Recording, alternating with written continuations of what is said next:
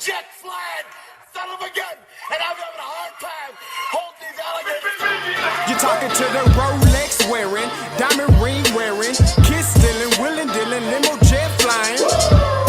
We Rick flaring on us, flaring on us.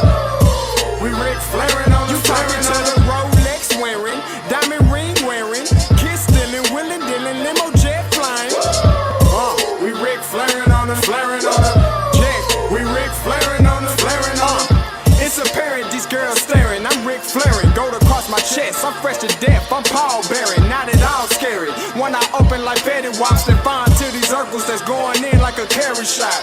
Woo! I'm going in like a Mary Pop off that Mary Crop at the top flow at the Marriott. So questioning me is like questioning you. See, we the best dressed, so come and get blessed with the crew. Not one but two, different ways to slaughter your crew. Committed tat across the chest, I guess she blessed with the truth. People want to see them checks, representation of proof. Living through my elders trying to resonate to the youth. But ain't nothing to get my flash on. Longevity is heavily embedded in my melanin. Layman terms, I last long. My grind repetitive, I'm smoother than real silk. Lyrical cash cow who can't cry for spilled milk. We in here. You're talking to the Rolex wearing, diamond ring wearing, kiss stealing, willing dealing, limo jet flying. We Rick flaring on us, flaring on us. We Rick flaring on us, flaring on us. You talking to the Rolex wearing, diamond ring wearing, kiss stealing, willing dealing, limo jet flying. We Rick flaring on us, flaring on us. We Rick flaring on us, flaring on us. This ain't no normal situation, this preparation with greatness. Industry full of fakeness is really up for the taking. See, life is what happened to you, more so how you take it. Don't get stripped of your knowledge and mentally leave you naked. I like to live otherwise. I'm sorry that I'm fresh to death. I put the polo and apologize. See, black son, we ain't nothing like the mother guys. Quit to socialize, we organize, then we mobilize. Off the deep end like a scuba diver. And no confusion, just keep it pushing like Uber drivers. Woo! Business fresh just like a supervisor in a Gucci visor. Can't find a smoother rhymer. You're talking to the Rolex wearing, diamond ring wearing, kiss stealing, willing dealing, limo jet flying. We Rick flaring on us, flaring on us. We Rick flaring on us. You talking to the Rolex wearing, diamond ring wearing, kiss stealing, willing dealing, limo jet flying. We Rick flaring on us, flaring on us. We Rick flaring on us, flaring on us. Yeah, DQ baby. Shout out that boy Nigga for that fire track. Hey, Black Sun, sun up. What's up, Vinny Vegas? What in Vegas? Yeah. Shout out Pharaoh's Kids, D-Phase. Yeah. Bubba C. Yeah. Rick flaring on him. Rick flaring on him. Rick flaring on him. Rick flaring, sun up, baby.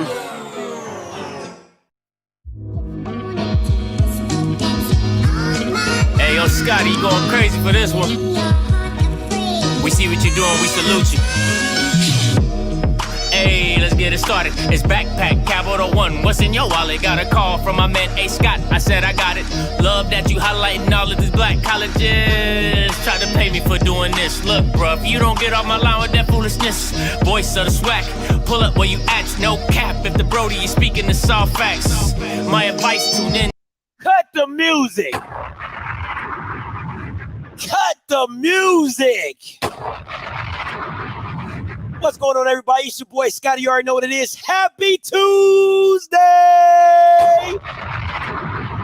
As the GOAT would say, Taco Tuesday. What's going on, everybody?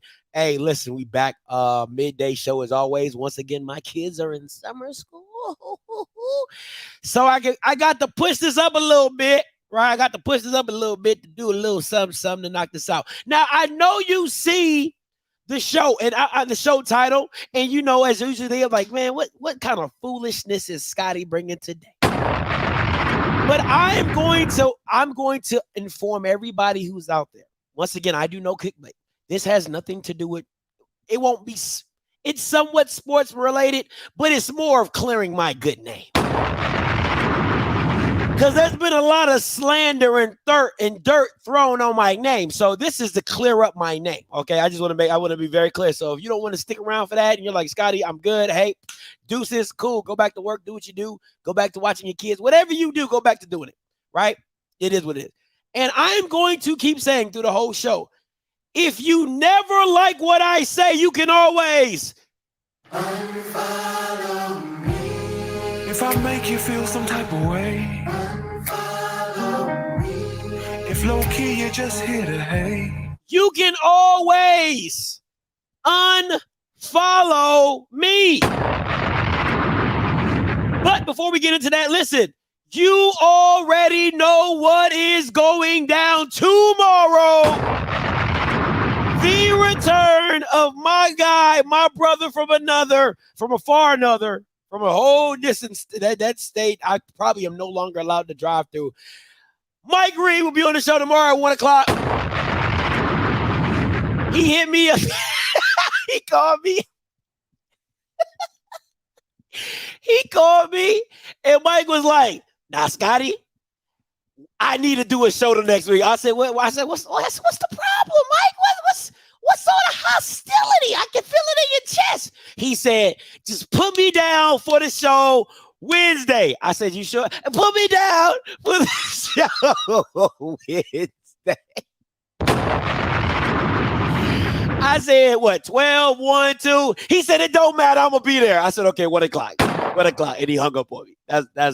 That's literally how the conversation went. He called. He was yelling on the phone. I said, "What time is good, man?" He said, 1 o'clock. He said, "I'm going to have my stuff ready." I said, "Okay, cool." And then he hung up. He said I was getting a little too, I was talking a little slick, So I don't know. I don't know what he's talking about. I don't know what he's referring to. I'm just a good, wholesome young Christian.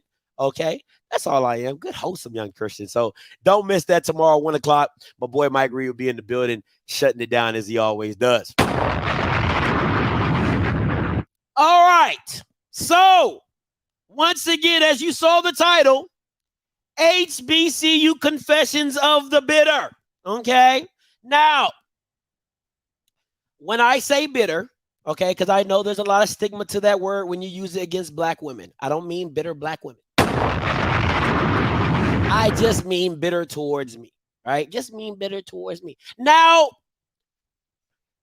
these two young ladies, right? Ty and Jess, right? Ty, moderator in the chat, you know what I'm saying? Jess, very PV alumish, you know what I'm saying? She does what she does in the PV spaces, you know what I'm saying? Singing, not singing, whatever, all her and the other 14 fans, you know what I'm saying? So they all do that. And listen, shout out to Josh for HBCU Nightly. That's what that show is about. But now, see, what happens is when you deal with a person that has their own platform, okay? When you deal with a person that has his own platform, what happens is what you say that I can't say on that platform because I don't have the freedom and the liberty to do so, I package it up, I simmer over it overnight, I sizzle, I toss it up, I shoot it to my future wife. "Hey, babe, do you think this worked?" If she gives me the thumbs up, it's a wrap. It's a wrap. All right. After she gives me the thumbs up and she says, "God said you good," then we Gucci, right? So now we're here at the bitter confessions of these HBCU alums. Now, what I want to be very clear about this is this. I could not clip everything because women do talk a lot. Okay? Women do talk a lot. So there's a lot of unnecessary fluff in that, but there's context to everything. So please, if you get a chance, go to Twitter, check out episode, I think it's 52, right? And you can listen to the whole 3-hour thing and get all the context. All I could do is clip up enough so you guys can understand what was being said towards me subliminally and intentionally and how I'm responding, all right? Now, so what I'm going to do is I'm going to play some of the clips from the HBCU Nightly show. Now, Do not be upset with me. I'm going to stop. I'm going to interject. I'm going to talk, and we're going to get this thing rolling. All right. And then at the end of this, right, I'm going to give you my list of breakdowns of why I feel how I feel and what was said. Right. So now, overall, these are the things that were being said in the spaces. And these are the concerns by these two lovely ladies, right? Recruiting of HBCUs and players, protection of their HBCU, and the narratives surrounding their HBCUs.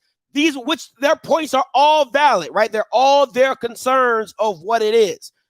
But what I want to show and demonstrate is that, one, their view is slanted, right? In the same animosity that they might hold for people like me, only people like me, right? Because, and I think Ty brought up the HBCU Shade Room, which are stories of people at HBCUs. That's neither here nor there, right? So what I'm going to do today is, like I said, I'm going to play their clips and I'm going to talk and we're going to go from there, right? So just saying. All right, so here we go. First up is Jess. Okay, here we go. Just like this is, like this is social media and stuff. Obviously, like this generation of kids, like they're. Now, let me say this before I get started. I sound like a black mom, you know what I'm saying, before I get to my point. What bothers me and what really set me off about what Ty did in the spaces was you watch the show. And if you have a problem with what I say, it's a damn live call-in show and we could have the conversation on the day of the topic instead of you grabbing it, holding on to it, moving through whatever life, and then finding the right opportunity to bring it up when I'm like, bro, I've probably done like 10 live shows after that you could have called in and said, hey, Scotty, I got a problem with such and such. That's weak. I don't care what number. If you're going to be in the comments and talk, and then you want to jump on other people's platforms and say what you got to say, that's weak when you know I got a live call-in show and you can call in. But neither here nor there. Let's get into it. Heavy into it.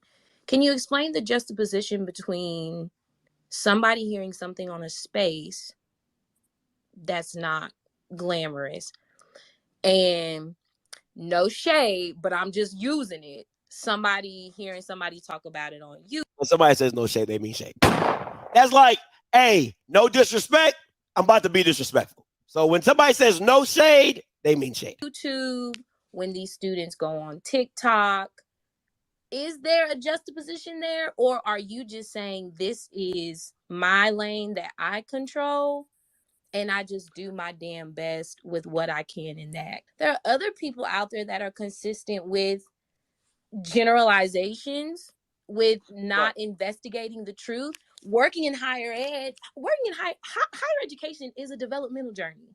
And so students will go to social media before they get to the person that they need to get to. And then by the time they've told the story, sometimes what they've said isn't 100% correct. Now, my question to this, once again, this is a one-sided point of view, right? Sometimes they go to social media and it's not 100% true.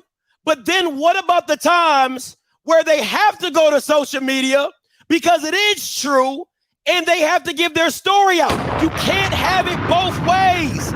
This is the stuff that bothers me about HBCUs, alums who are apologists for problems at their institution, right? I'm not saying what Jess said is wrong, but there is an opposite side of that you also have to realize and say, you know what? It is possible that young person had gone to everybody they're supposed to go to in their chain of command and nothing got resolved. Nothing got resolved. So what is a student supposed to do? Social media is a student's protest. And if enough people get behind it, or if enough people support the movement or have gone through that same problem, then you have the occurrence. i.e. the break-ins at PV. It wasn't just one TikTok person. It was multiple TikToks of people having their stuff broken into at PV. That's not on the students for not going through the proper procedures to make sure their stuff was taken care of. That's not that issue. The issue is it happened. They want recognition and they want it to be resolved. So like I said, she does have a point. There's times where you can jump out the window and say, oh, this happened to me, da-da-da-da-da, and not the full story be told. But then on the flip side of that, there's also a part of this that where they're telling their story and they're like, yo, this has happened to me, and nobody has done their part. So it goes both ways. I just don't like that you only tell one side of this, but let's continue. But does that hurt recruiting? Does general content creation hurt recruiting? Because if that's the case, then we need to make sure that one, that's understood, and two, we cannot be afraid to hold people accountable. And I feel like in that moment, when you and I were talking about institution size, you mentioned that. But if we're going to do that, we got to do that across the board. And sometimes that means not welcoming certain people into the space that aren't on the same page, because, you know, like they say, all skin folk ain't kinfolk. And I know that I always come from a genuine place. I don't know everything, and I have a very smart mouth, but when it comes to HBCUs, like, I get it. But and so it's also like this, when you're recruiting, if a kid is not being recruited by like, the thing that bothers me about people who talk about sports and they know nothing about sports is they'll say, oh, I don't know much about sports, but then talk about the sport they don't know much about. How does that's like me saying, you know what? I don't know much about medical stuff, but then I proceed to talk about all the stuff I know about medical stuff. Like, you don't know much about recruiting. Have you ever been recruited? Have you ever gone on a recruit trip to an institution? Like, you know what I'm saying? Like, I don't understand that just, I don't get that. You have, anyway, okay, let's continue. An SEC school or what have you, right? But they're being recruited by, and I'm going to use this word, smaller PWIs. Is that still a competition recruiting wise for larger HBCUs or for just HBCUs in general? Hey, can I answer that real quick? It depends on, hold on. It depends on what you're talking about, right? So if you're talking about a student, a student athlete has on average, there. So what is HBCU Nightly? Well, it's something, I guess, with HBCUs. And you are literally the face of HBCU Nightly. Right. I don't really know if it's a question anymore. It's just more so holding people accountable. I mean, if you're going to build a platform nestled around such a dignified topic, because HBCUs are definitely dignified. If you're going to build a platform nestled around dignity in the name of HBCUs, then just hold people accountable. Okay, I'll let it finish. When I see certain people on here who test the waters a little bit for whatever reason, me being who I am in the HBCU world, and I'm not saying that I'm like a big name or anything, but more so me knowing what I know in the HBCU world, it's kind of like, which way you really leaning? Are you leaning this way because it's ball talk, or like, are you leaning this way because you know that this person is going to bring more people? Okay.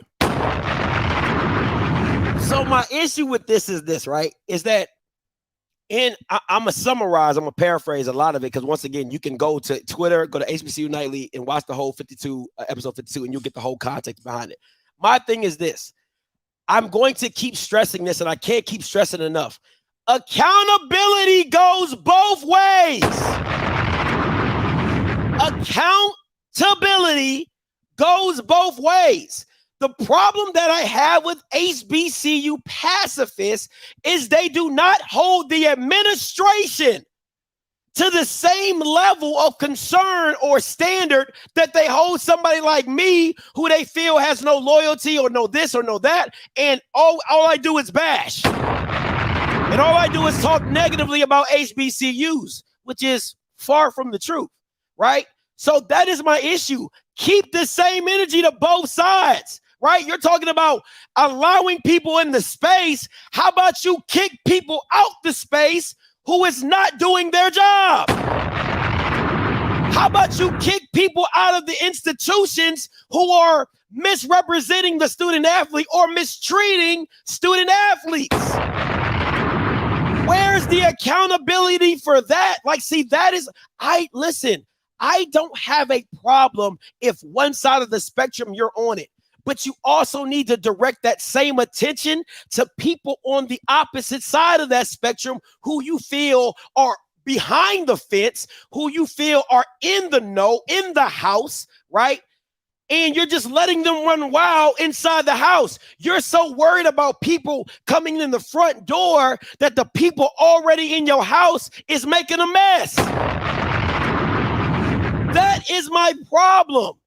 Right? That is my biggest issue with most of the accountability that people love to talk about and love to throw that word out. But I'm like, is it a 360 of accountability? Right? Am I getting every aspect of every problem of accountability? And I don't think it is, right? But like I said, but there is two sides to every story. And every coin, right? So Ty says, gotta at me if you want my attention, shawty. I love that energy. I love that energy. I got time today. I got time today. I got time. I got time. I got time. Say less. I'll raise you one better. I got time. I got time. I got time. Oh, I got time today. I got time today. I got time. I got time. I got time today. I got time today. I got time today.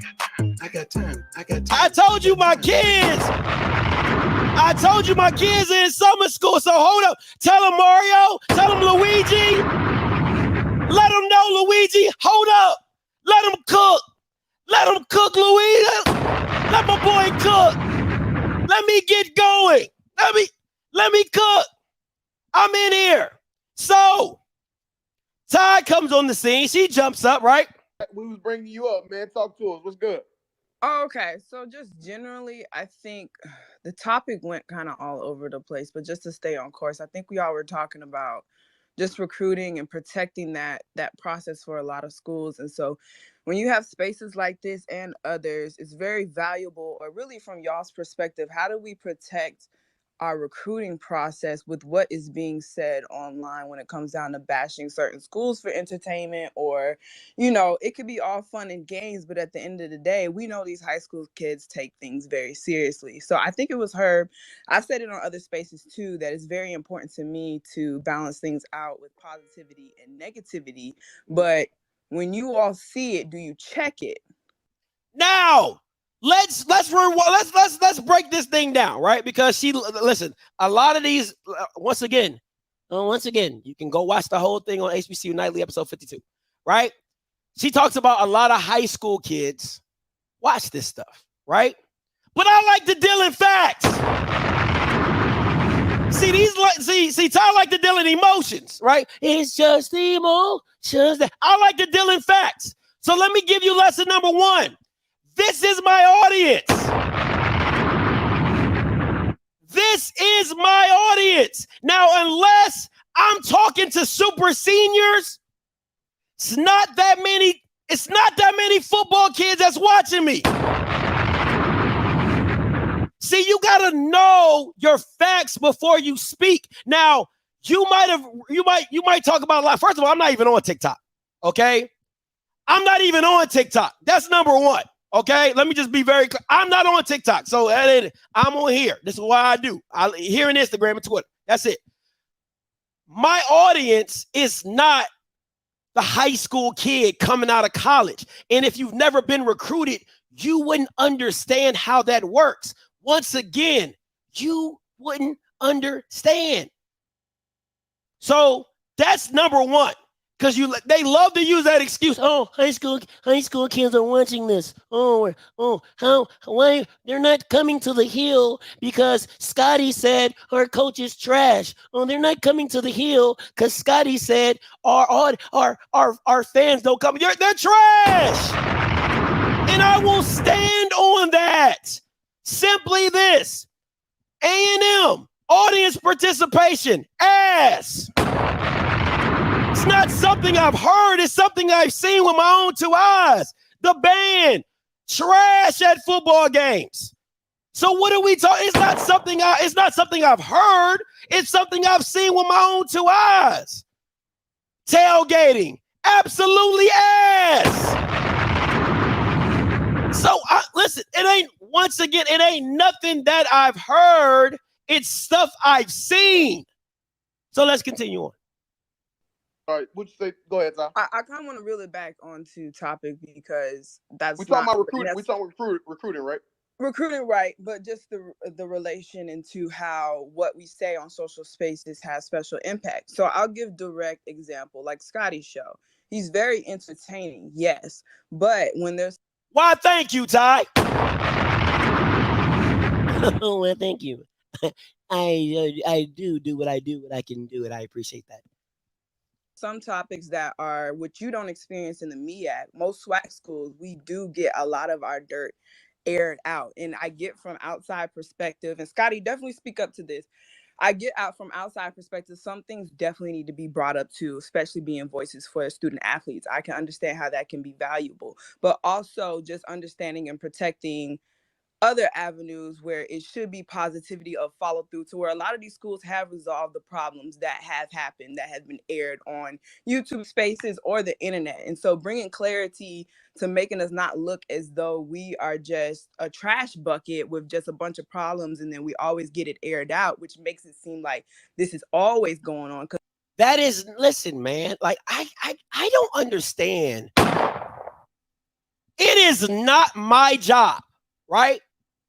It is not my job to be a PR press release for your institutions, right? I speak on good stuff. I speak on bad stuff, right? My thing is this. You have your own PR. Do it. You have your own PR. You guys have your own website. You guys have your own Facebook alum groups. Use that to promote your own messages. Why does it have to be like, oh my God, he's bashing us and he talks about us and he does? You can control your own narrative with your own school. I've said it numerous of times. If you push the message out to alums become your biggest fight. Alums become your biggest shield because they're going to protect the house every time. Every time. So if something comes out bad and then the PR from the school says that is wrong or this or that, what are the alums going to do? They're going to grab onto the positive message and they're going to be out there like the 300 Spartans with the shield pushing everybody back. That's how this works. I am no school's public PR service. It's just that simple. If I think you're doing something dope, I commend it. If I think you're doing something trash, I bring it up. It's very simple. Let's continue.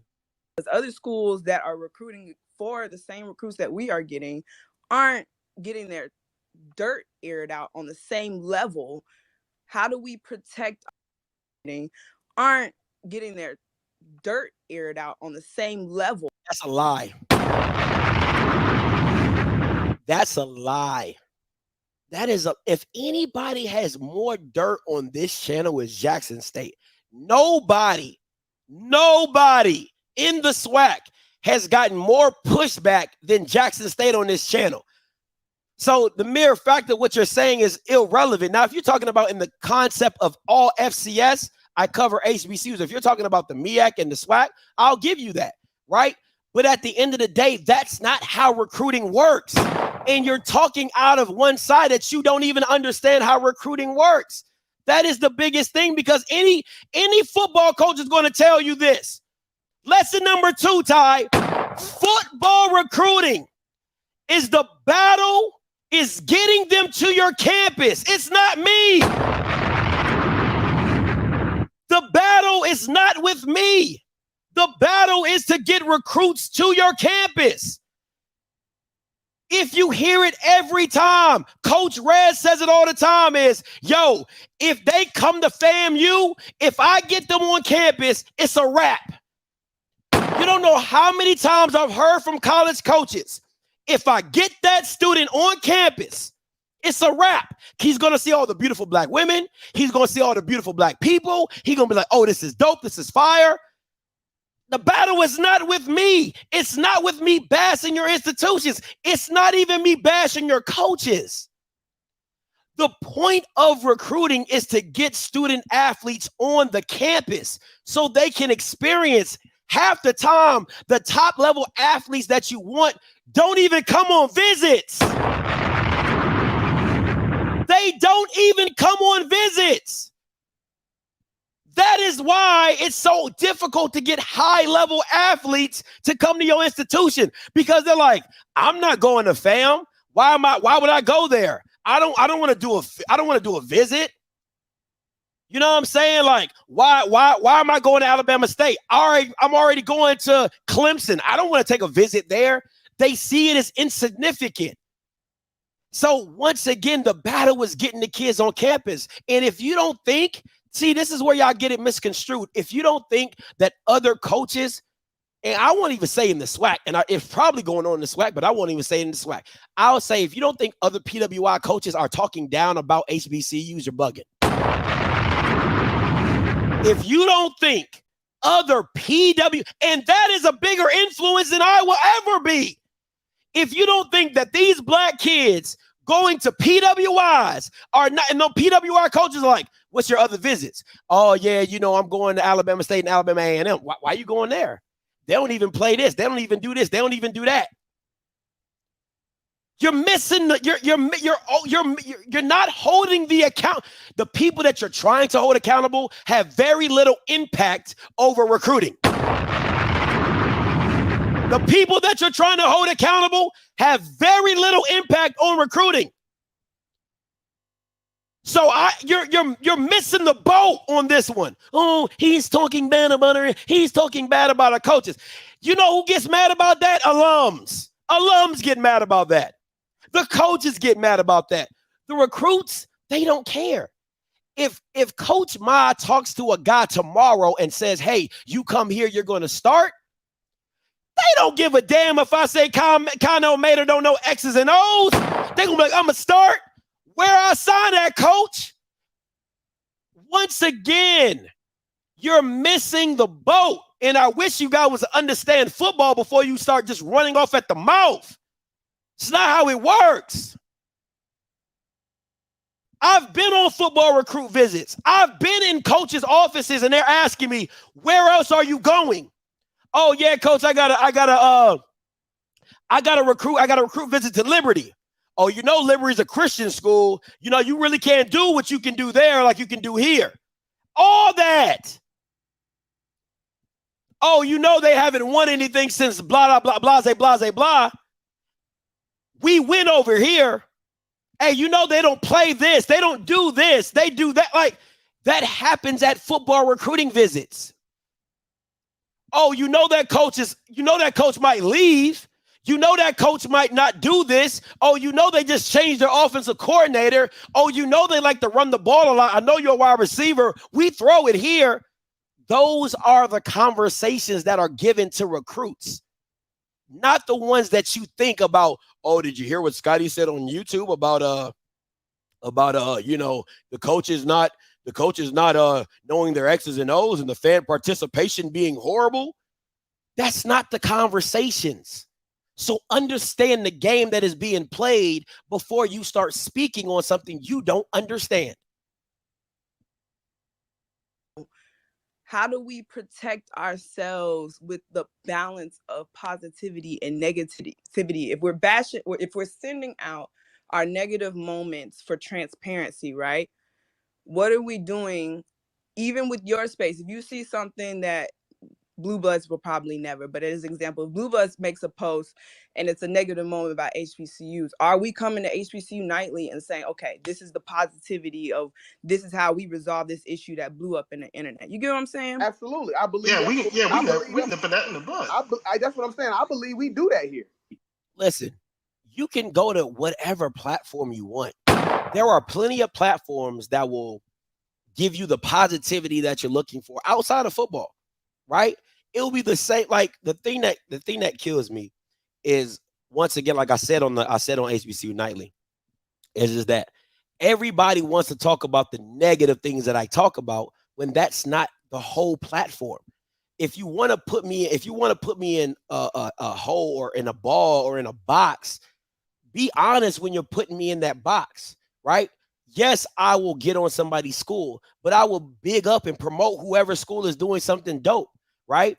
So when I believe when the Coach Eddie Robb thing happened, I was like, yo, I'm an Eddie Robb fan. When he stood up to Dion, I said, yo, he an Eddie Robb. I said, I'm an Eddie Robb fan now, right? You can't listen, I get if you want to address a certain type of issue, and I didn't go on to ask Ty about give me an example, and they'll go into that part, and I'm gonna play that part, right? But it just, if you're gonna try to put me in a box, just fill it up correctly. That's all I ask. Like, if you're gonna talk about the bad stuff about me, that's cool. Talk about the good stuff about me as well. That's all I'm saying, because I've done that for every institution, right? I've talked good and bad about Jackson. I've talked good and bad about Alabama State. I've talked good and bad about FAMU. I've talked good and bad about A&M. There's not an institution that I've only spoken negatively about. Even against the Bethune-Cookman situation, I went down to Bethune-Cookman personally, thanks to the people on this channel donating, to talk about and get the full story of what was going on, instead of me just being behind my keyboard talking about Bethune-Cookman and not understanding the full situation.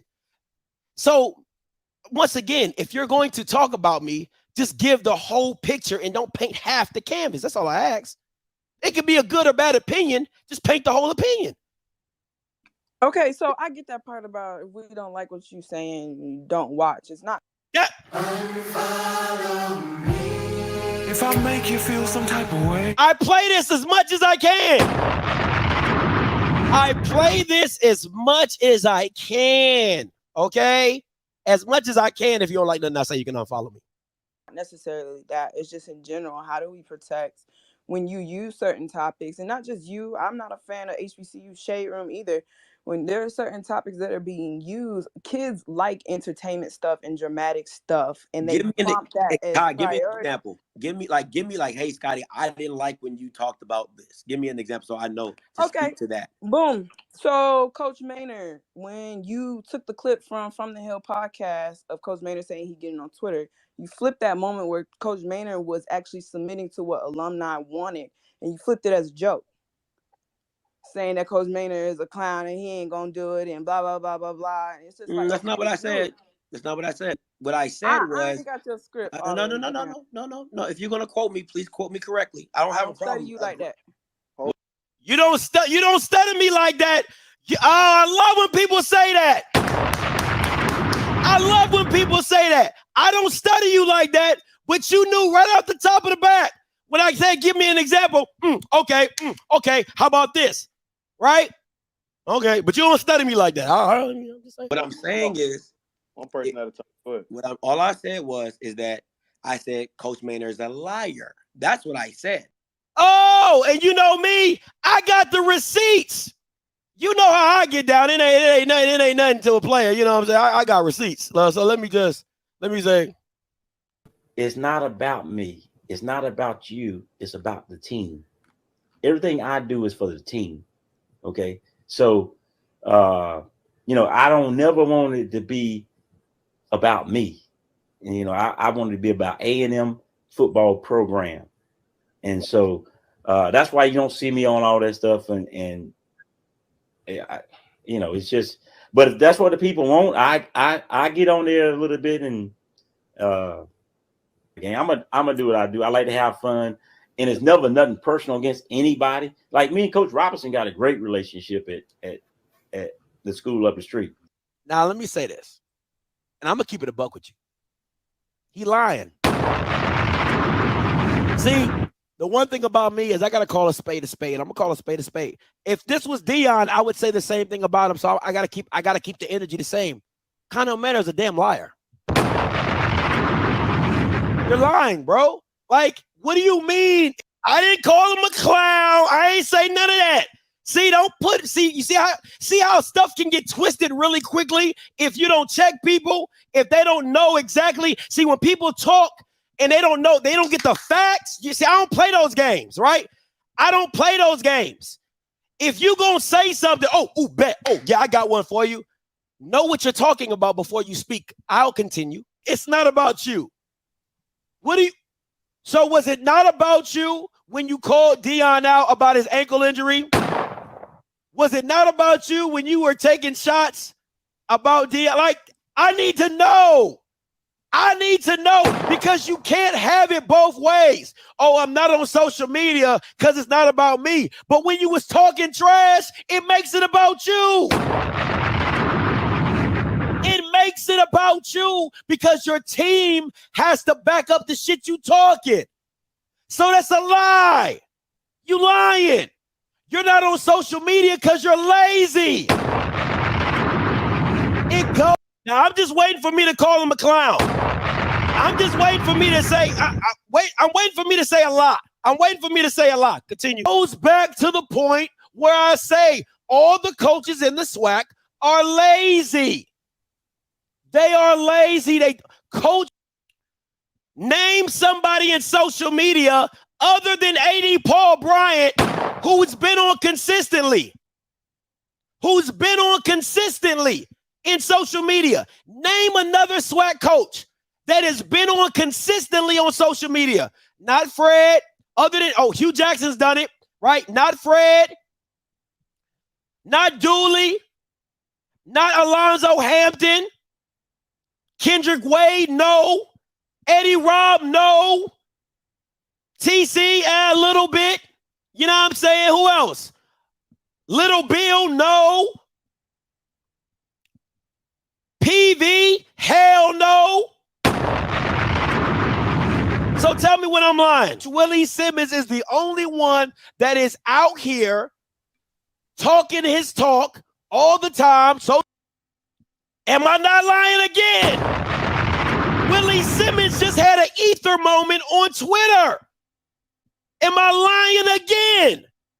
We just experienced Willie Simmons going straight Nas ether on Twitter. I'll continue. Now I'm prophesying. Now I'm out here prophesying. Because that just happened. Okay? That just happened a couple of days ago. This was 2 months ago. And that just happened a couple of days ago. I'm out here prophesying. Social media, on FAMU, doing radio, all that type of stuff, right? Connell Maynard is just now coming out and doing stuff. Just now. He's lying. This is a lie. Because when Dion shut you up with the 50-piece, you never came back and said nothing else. You ain't say nothing else after that. And then when you went down for the Mobile Classic, me and Dion are the best of friends. You ain't talk that shit then. So it's either one or two ways. You gonna always be who you are, which is talk mess, or you only gonna talk mess when you in a high position. But at the end of the day, anytime you talk mess, it is about you because you're the one talking mess. You're the one talking mess. So that's a lie to be like, oh my God, I tell my team all the time, it's not about me, it's about the team, it's about the A&M brand. You're lying. You're a liar. It's not about me. It's not about you. It's about the team. Did you think about that when you was talking trash? Everything I do is for the team. Oh, Dion, Can I get one of them scooters? Can I borrow one of them scooters? What were you thinking about the team then? See what I'm saying? You can't have it both ways. Now, once again, I don't have a problem with you talking mess. I really don't. I would prefer all these coaches to talk mess. I think it's great. But don't thank you. Don't throw the rock and be like, oh, I tell my team all the time, it's not about me. It's not about you. It's about the team. Ninja, you're lying. You're lying. Because then on the second end of that, I do what I do. What? The whole statement is a contradiction. Get more 5 stars. But we don't want to talk about that though. But we don't want.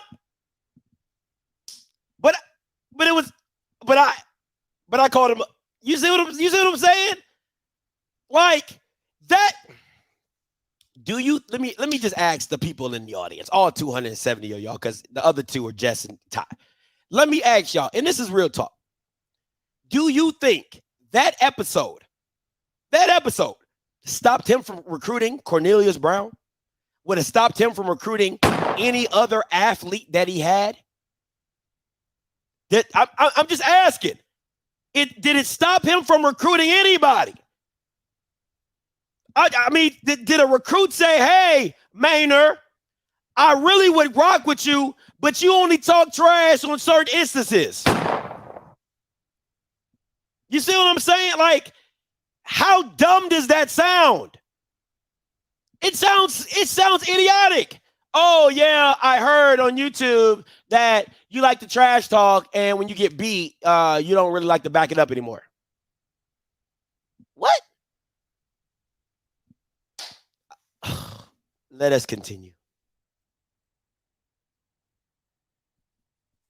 Too, like you can't move like that. But that's my opinion on the situation of what had happened. You could feel totally indifferent. That is your opinion, right? But on my platform is my opinion, and I called it out as I see it. It's no different than me calling out Dion when I said he did what he did with Grambling was wrong. He never spoke up. He never apologized for people falling out at Grambling, but he said they left early when everybody was having heat strokes.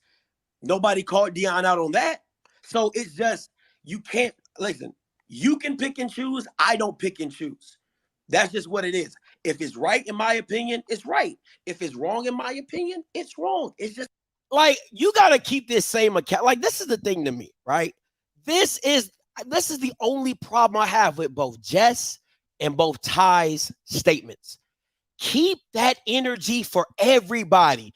Not because you're cool with them or you think they do well and, oh, I like this person, I don't like this person.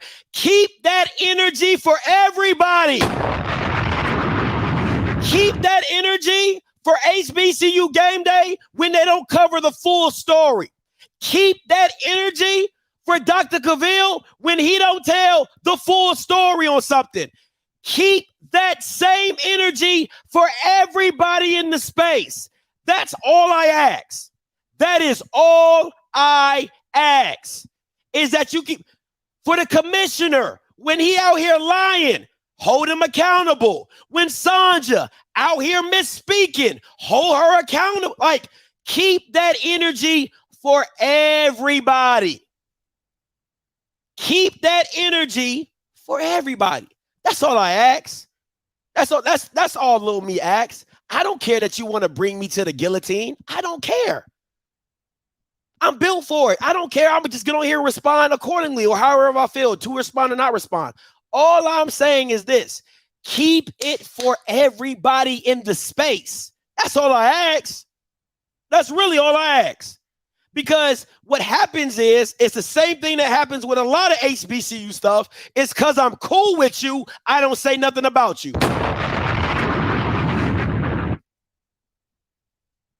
I'm cool with you, so I don't say nothing about you. That's really what it boils down to. Is like, oh, that's my man's. Even though he doing some effed up stuff, I'm not going to say anything about it. You know what I'm saying? Oh, That's my guy. We went to school together. I'm not going to call him out. That's my guy. That's my man's. Right? Oh, he gets me into games all the time. That's my man's. I'm not going to talk about it. That is my only issue. And if Jess, if you feel that's what I do, you hold me accountable, right? Then hold everybody else accountable.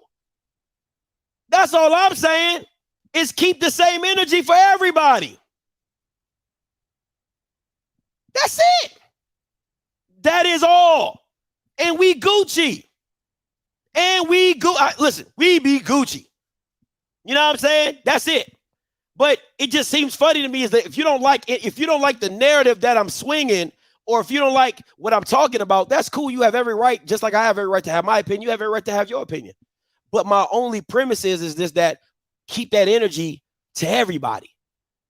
Be the opinion police of everybody. That's all I say. That's how I get down. And I'll be the first one to come back on my platform and say, dang, you know what? I was wrong. Let me apologize because such and such happened. You know what I'm saying? So I'm not too big to say I was wrong on something.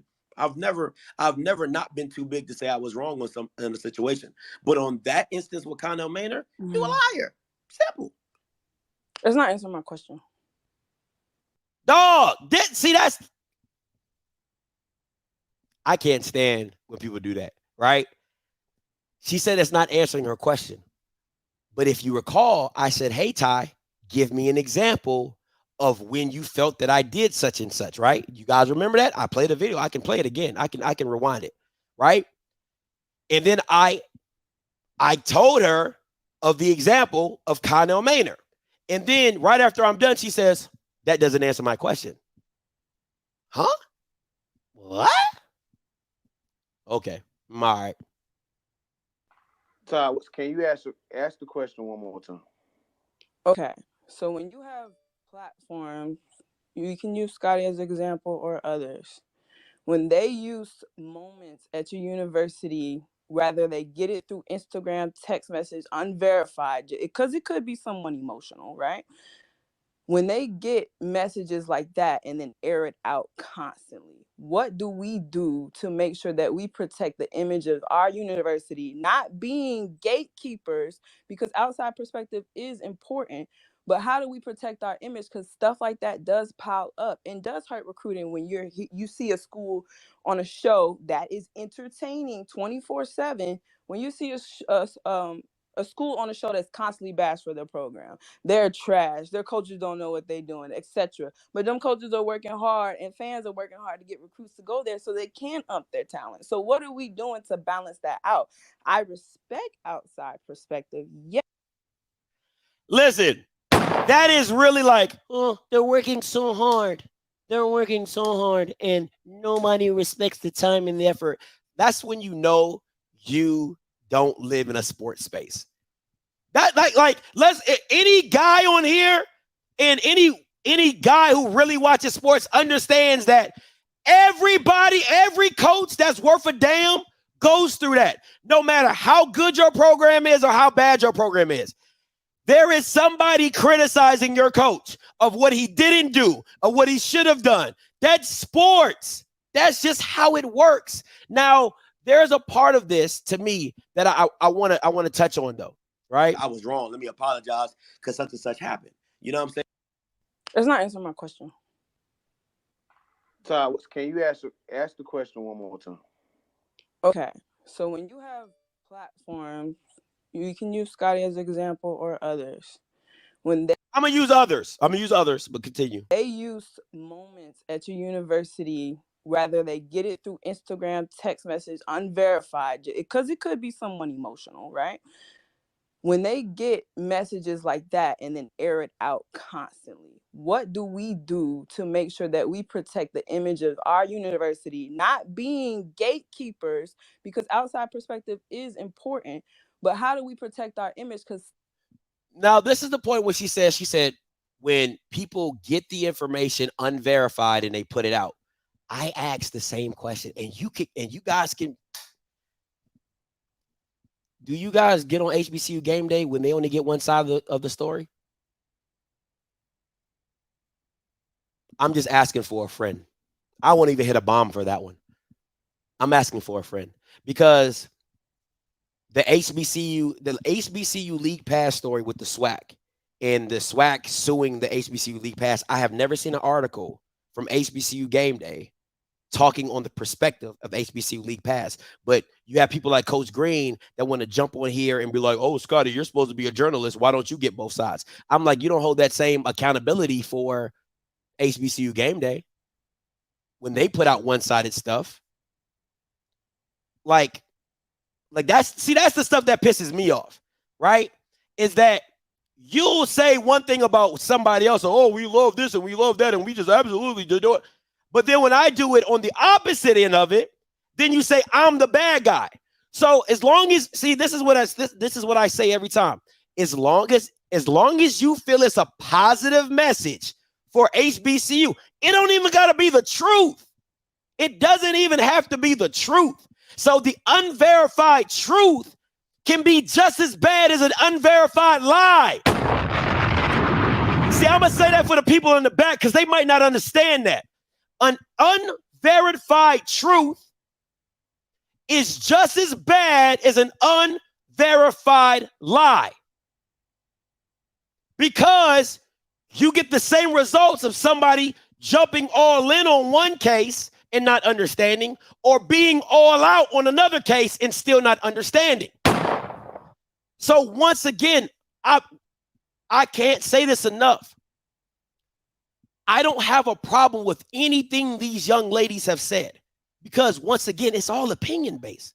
And I'm just going to give you my opinion right back. But all I'm saying to you, and I'm going to keep saying to you, lesson number 3, accountability is a two-way street. Accountability is a two-way street. That's all I've ever tried to say, and that's all I'm ever. That's my whole point on this whole barrage of the bitter confessions. It's simply right. An unverified truth, right? Because he's like the truth is a lie is a lie. That's not always the case in public opinion. See, that's where you guys get it misconstrued. That's not always the case in a public opinion situation, right? If I only get one side of somebody's opinion that I promote, right, as the truth, then people would say that's a lie, or people would say it's true. That's just how it works. So that's why I say an unverified lie is just the same thing as an unverified truth.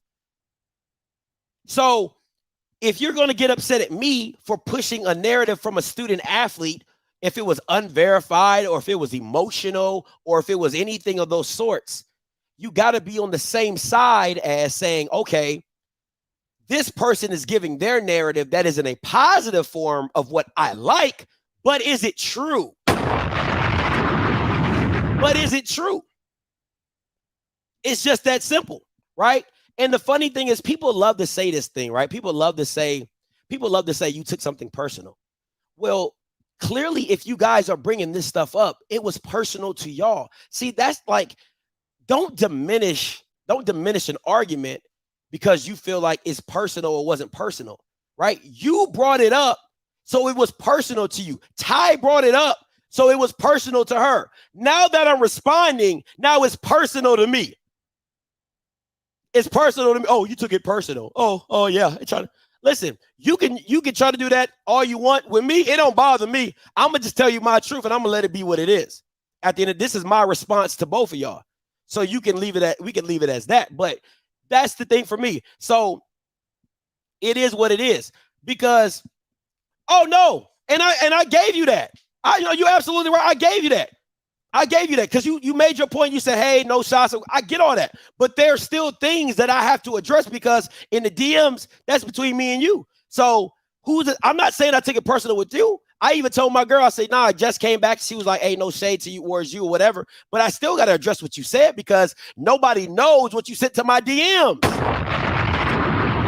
Nobody knows what you sent to my DM. But I still got to address to what you put out in public. So you made a public statement, no matter how people took it, you came back and apologized to me in private though, right? And I respect that, I always will. But at the end of the day, I still have to address what has been said in public. That just is what it is. All right, here we go. Call lines are open. 518-263-8124. 518-263-8124. Yeah, I'm just not opening them up because when y'all call in, it makes noise in my ear, so it breaks my train of thought. So, but the call lines are open now.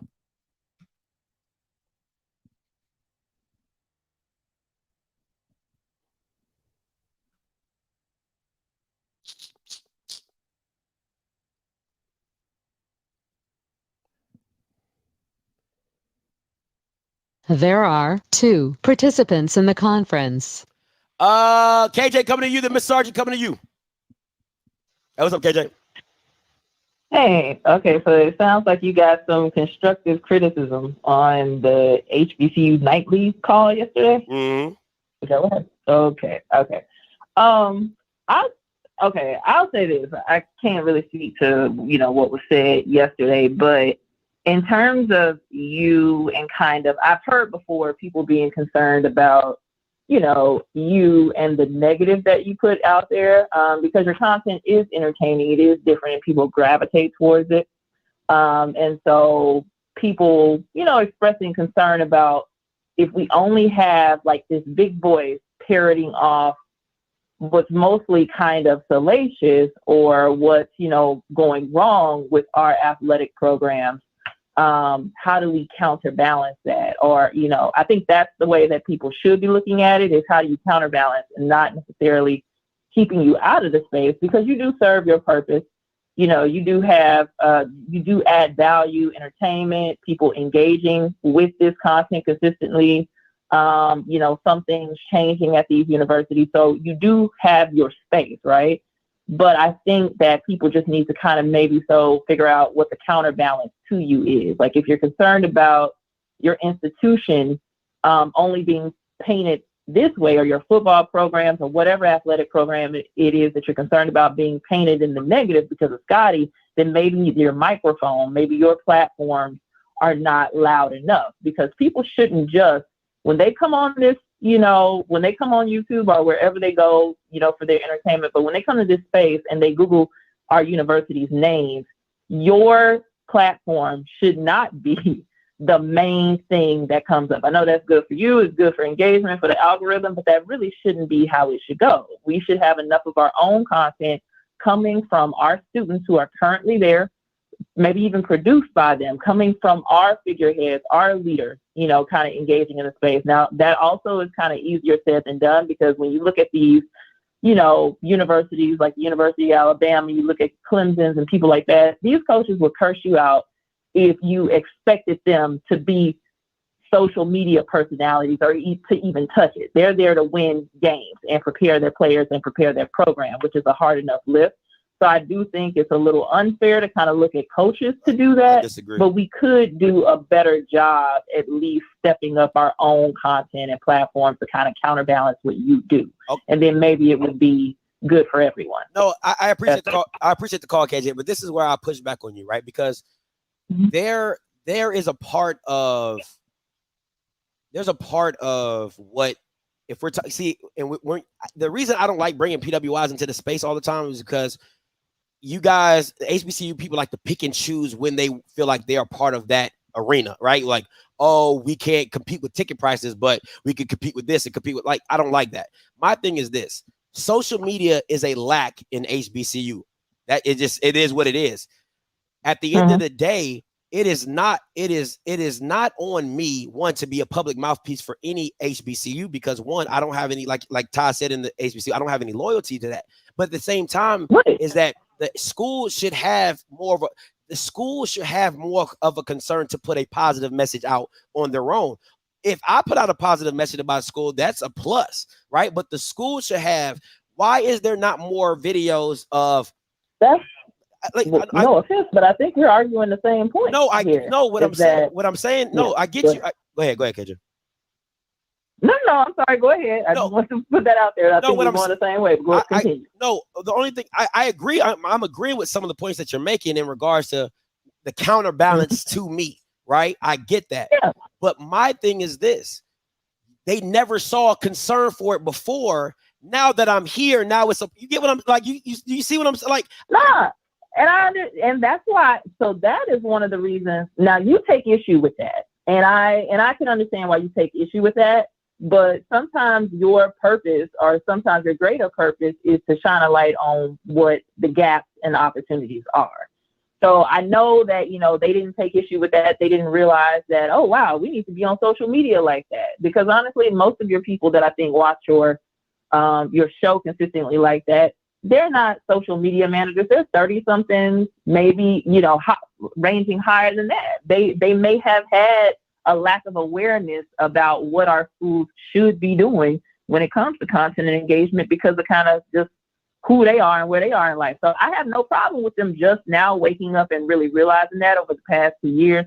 My only issue is when we have that light bulb moment and we don't do what we can, to do something about that. Now, I hate to bring JSU into that, but all the flack that you give JSU and everything, I have to say that I am happy about, even though I was not happy that certain things weren't done that should have been done while Coach Prime was there to kind of ready for this. I am very happy that the university is prioritizing its content and branding and things now. But do I wish it had happened before? Yeah, but we're doing it now. That's all I can ask for. Which I agree. My point is this. See, what JSU fans fail to realize is when Deion Sanders came into the space about a year later, like when the fall season started happening, I was saying that other schools didn't want to get on social media because they didn't want to copy Deion. That was the whole premise. That was the whole premise of a lot of social media is like, oh, I'm not trying to do what Jackson State is doing. I'm not trying to do this. But see, the thing about it is when I big up Jackson State for their because I said I can separate the two. I said I can separate Deion's marketing and his genius and how he's promoting his program over the football side of where I didn't like how he did certain things about naming somebody the starter and they didn't play and all that. That's strictly football and this is strictly marketing and business. But I also bigged up Jackson for promoting their brand, right? And for pushing their content, for having Bucky all up in the videos and all in constant stuff like that. And I said it from day one. I said, if Alabama A&M, and anybody can go back and watch any of my old videos, I said if Alabama A&M put a camera on Maynard, they would be the second biggest school because he is so funny. He is hilarious. Right. But when you don't want to do the work, this is what you end up with. And then you crying about how I brought up and I said he didn't want to be. I called him a liar because he's doing one thing and moving another way that doesn't work. So it's just you gotta see the whole picture and not just cut out pies that fit you, because there's programs that only speak glowingly about JSU. Do they get pushed back? You know what I'm saying? Did you talk about the bad thing that happened? Did you talk about that somebody didn't have water at the game? Did you nobody says that to them. It's just like, we're glad you're here. Oh, thank you so much. Scotty doesn't see our benefit. Oh, no, wait, hold on. I got to disagree there. So, because I honestly, sometimes I just read comments and don't even watch the videos because I find the comment section hilarious. Yeah, we know you. But I've looked at Jeff Lightsey's comments and things like that. He has plenty of people that in the comment section criticize him for being, I guess a JSU leaning propaganda page is what they call it. So he gets his criticisms for that too. They come eat him up as well. Hey, listen. I like the shit to be thrown everywhere. Okay, I want it to be all over the walls. Yeah. You know what I'm saying? Just everybody getting hit. That's all I appreciate. Because I just don't want it to be, you know what I'm saying? I just don't want it to be like, oh, Scotty's public enemy, which I don't mind being public enemy number one. But if they're like, oh, Scotty's public enemy number one, then I ain't got no 2 or 3. I'm like, who's number 2? There is no number 2. Well, who's number 3? We ain't got a number 3. Like, no, it's just me on the list. It's just me. You know what I'm saying? It's a problem for me. You know what I'm saying? That's all I'm saying. But no, KJ, I appreciate the call, though. Real talk. All right. Bye. All right. Peace. Hey, Mr. Sergeant, coming to you. What's up, Scotty? What's good? How you doing, brother? I'm doing well. How about yourself? All right, I'm doing good, man. I got a couple of things, so hang in there with me. So, first of all, I want to say, of all the shows that I've watched that talk about HBCU sports, culture, schools, whatnot, I find you to be the most balanced. And the reason I find you to be the most balanced is because you say good things about FAMU, which I like, and you say bad things about FAMU, which I also like because they are true. And I loved it when Kofi was on because he would go down on FAMU more than you would. Right. Kofi, he hated the Kofi president. Would light up. He hated the president. FAMU. I was like, dang, okay. So I just want to say I see you as saying good stuff and bad stuff about all of our HBCUs. And I love it that you say more bad stuff about Jackson State because that makes me feel good, and I think that's always good for the culture. Okay, so now let me show you the opposite side. I got to show you the alternative side. The alternative side is when we were all in school. So this is me and Kofi in school, FAMU. Bad stuff would happen. There was no social media. So the only thing we had to do was go to the newspaper, right? Mm-hmm. That's all we had. Now, I like to keep myself on campus. So for me, that was a FAMU. But some people on my campus, my contemporaries, went straight to the Tallahassee Democrat. The Tallahassee Democrat is connected to the AP, right? So that goes all over the country, all over the world, right? Mm-hmm. Now, I don't know if you want that level of exposure to the negative stuff that's happening on campus, right?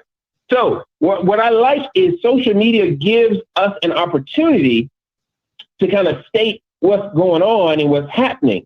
I didn't like the newspaper, and there's no disrespect to Tallahassee Democrat. I think they're doing a better job. They're starting to do a better job in reporting stuff for Florida A&M, but they always did anything negative about Florida A&M.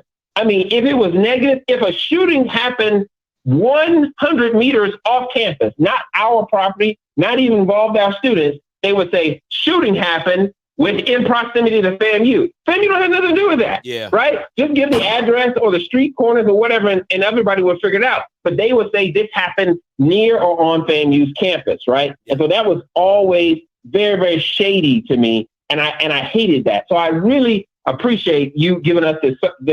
Really, it's a service, right? It's a service to have this, and it has entertainment, and we get a chance to laugh at each other. I mean, I don't hate people from Jackson State, man. My roommate, when I took my first job, I had a roommate from Jackson State, man. We laughed and had fun and went to HBCU games that wasn't even Jackson State or FAMU because, we just loved our culture, our people, our brand. So, and then among HBCU students, we know we don't hate each other, okay? We know that, but we do this because it's fun to tease one another about football and whatever else is happening on our campus. Personally, this is me. I don't think we should ever say anything bad about Hampton, okay? Hampton has the distinct, if only one thing is true about Hampton, one of their graduates walked 100 miles in the 1800s, right after the Civil War, to get to the campus. Number two, that graduate graduated, left Hampton, and started Tuskegee. Hold on. At that point, the conversation is over. I don't think we should ever say anything about Hampton because that's just phenomenal, right? Yeah. You have an alumni from your HBCU that started Tuskegee, and Tuskegee being all that it is. But that's just me as a historian, looking at, HBCs in general. I appreciate those two young ladies. I'm not going to say anything about them negative here because I'm going to have to watch this show. But I will say this. If you're going to say something about Scotty, about me, about Kofi, about anybody, do your homework. Right? That's a FAMU thing. Do your homework. Don't say half-truths, because half-truths are whole lies. Watch all his shows, quote him, and then bring it. Because then you have a more appealing, stronger case, and then Scotty will have to answer it, right? Like anybody else would.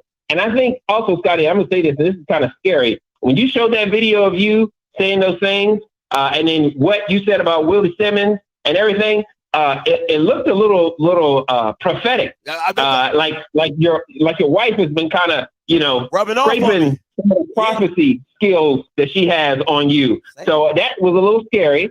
So I'm just saying that was a little scary for me. I was like, wow. But I have to agree that not everything you say I agree with. Maybe Connor Mayer is afraid of the technology because people who are older than me are just really getting used to the computer now. I mean, it's been 30, 40 years, right? Maybe he's afraid of the technology. Maybe he's uncomfortable with the technology. He may have some technical issues there, but he needs someone to help him because I guarantee you Dion wasn't shooting all of those films and snipping it and putting it together. He had a crew. Connell, get a crew to help you have a social media presence. And then you won't have to recruit so hard because the young people will be looking for you. I'm out. Thank you, Scotty. I'm sorry to go long, brother. I like to be in and out. Peace. Hey, appreciate it, Ms. Sergeant. listen, guys, like at the end of the day, man, like you got to take it in its, once again, you got to take it in the balance of yin and yang, right? And I see everybody on the call lines. Coach Green, I'm gonna go to you. Bridges, then Mr. Campbell, and then 7537. All right, so please stay on. I got y'all. And Coach Green, get your point and get off the line, all right? Because I ain't got time to be bickering back and forth with you. My thing is this. You got to take it in, like you got to, I remember Miss Howard, shout out to Miss Howard, Gremlin alum. She said, Scotty, I look at you as a buffet. I take what I like and I leave what I don't. All right. That's just what life is, right? When you walk into any situation, a job, a relationship, a partnership, you take what you like and you leave what you don't. You can't come onto my platform and say everything I have to like, or I can't watch you. Then don't watch me. Right? Then it's not for you. And that's okay. It's okay. Right? If you only come for the football breakdowns, that's cool. If you only come because of the contract breakdowns, that's cool too. If you don't like discussions and topics about your school and you like, hey, Scotty, I can't tune in, that is cool. But don't try to dictate my platform because you don't like pretty much the balance that I show in everything, because I don't just talk about one particular school. I talk about schools that most schools don't even be talked about. All right, so here we go. Who did I say was next? I think I said Coach Green. Go ahead, Coach Green. You're live. Yeah, I treat you like a buffet too, dog.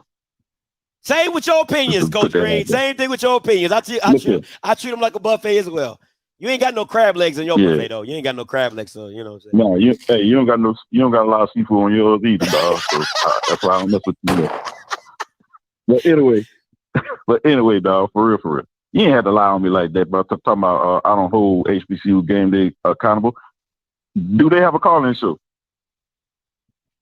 They probably should.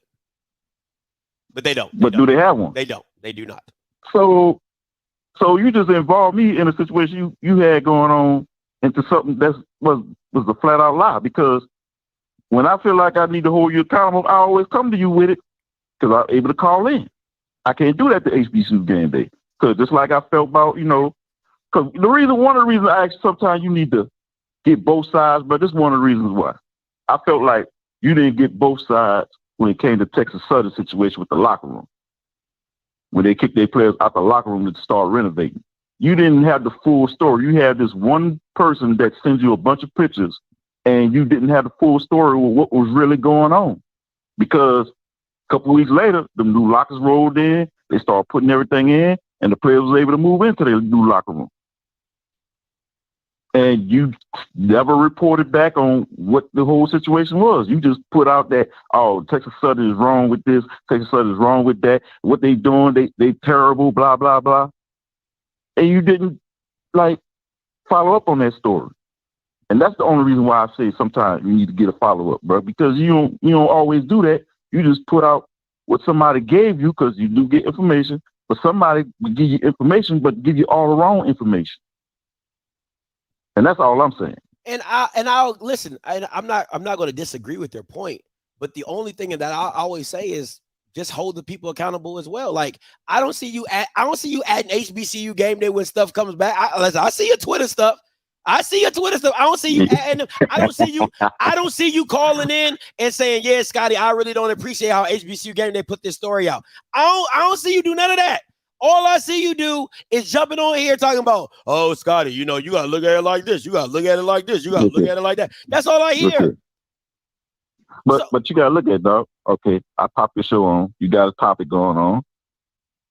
And I see a other side to it, and I call in. I'm able to do that with you. That's cool. But what I'm saying is when I call HBCU game day Fox News, right? You get mad. Oh, yo, you shouldn't call them Fox News. Why you call them Fox News? Wait a minute. No, this. Go ahead. Go ahead. Finish your point. All right. All I would say, the reason I say you shouldn't call them Fox News, because I feel like that's way beyond disrespectful for what Fox News is about. And I feel like that is totally wrong, because Fox News is beyond terrible when it comes to stuff. See, if it all depends. HBCU game day is not that. It all depends on how you. It's all about perspective, right? I take Fox News as it's a one-sided opinion, right? Fox News is always going to do the opposite of whatever whatever somebody else said, right? They could be like, oh, the Democrats are giving free education to everybody. Fox News is going to tell you, oh, it's the worst thing in the world, right? That's just how they get down. So for me, I look at HBCU game day as Fox News because they're going to give you all the positive side of HBCU. It's rare that you'll ever see them condemn an action that had happened in the HBCU space. Like, oh yeah, this is bad. No, right? So to me, all I'm saying is, listen, if you want to call into the show every single day and contradict everything I say, I don't care. That's your opinion. That's your right. That's what the show is for. All I'm saying is keep the same energy for everybody. That's all I'm saying. If you want to make me public enemy number one, can I get a 2 and 3 on the list? Look, trust me, man. If HBU game they had a call-in show, I'd have been able to say a lot of stuff that I probably disagree with them. But you got a nice platform, and you report a whole lot of stuff that don't get reported. So I'm able to comment on it. It's very easy to do that. The way HBU game they put it out there, it's not taking no side. They just say, hey, this is going on, blase, blase, blase. They don't never say, oh, this person wrong, that person wrong. They just stay in the middle. That's not true. That's not true, Coach Green. When you're listen, okay, I'm not gonna go there with you, but go ahead. Yes, that's your opinion. I disagree. That's your opinion. Your last point before I let you go, Coach Green. We probably talk about it another time. Because I was going to say, give me an example, what you talked about. Give me an example. That's all I want to know. What's the example? My example is simply this. That they take aside. They don't have, listen, you might call it not picking a side, but just like you got on me about Texas Southern, that's picking a side. When I only told Texas Southern side, that is picking a side. When you only tell one side of a story, that is picking a side. You don't have to publicly come out and say, oh, I'm only picking this side because I like this side. When you don't give the other person's perspective, that is picking a side. But the way you do it is kind of different the way you talk about how HBU game day do it. Because when you talked about Texas Southern with the locker room situation, which was, most of it was wrong. You was dragging Texas Southern for being wrong about something that you didn't even have the whole story to. You dragged them like you dragged everybody else. You dragged TV about that cheerleading coach. Of course I'm going to drag them. The girls already said it on TikTok. I'm just literally taking. But you know what? I agree with that PV thing, what you did. I agree with that. But you didn't have no side of why the players was kicked out the locker room and how their stuff was coming in for the locker room to get set up and be nice, how nice it is now. Let me tell you, I'll tell you this about this is where I'll push back on you, right? Because from players from Texas Southern, they were told one thing, and that did not occur with the build of the locker room. And anybody from Texas Southern, if you have a player, that is the truth. They were told a certain time it would be done, and it was not done in that time.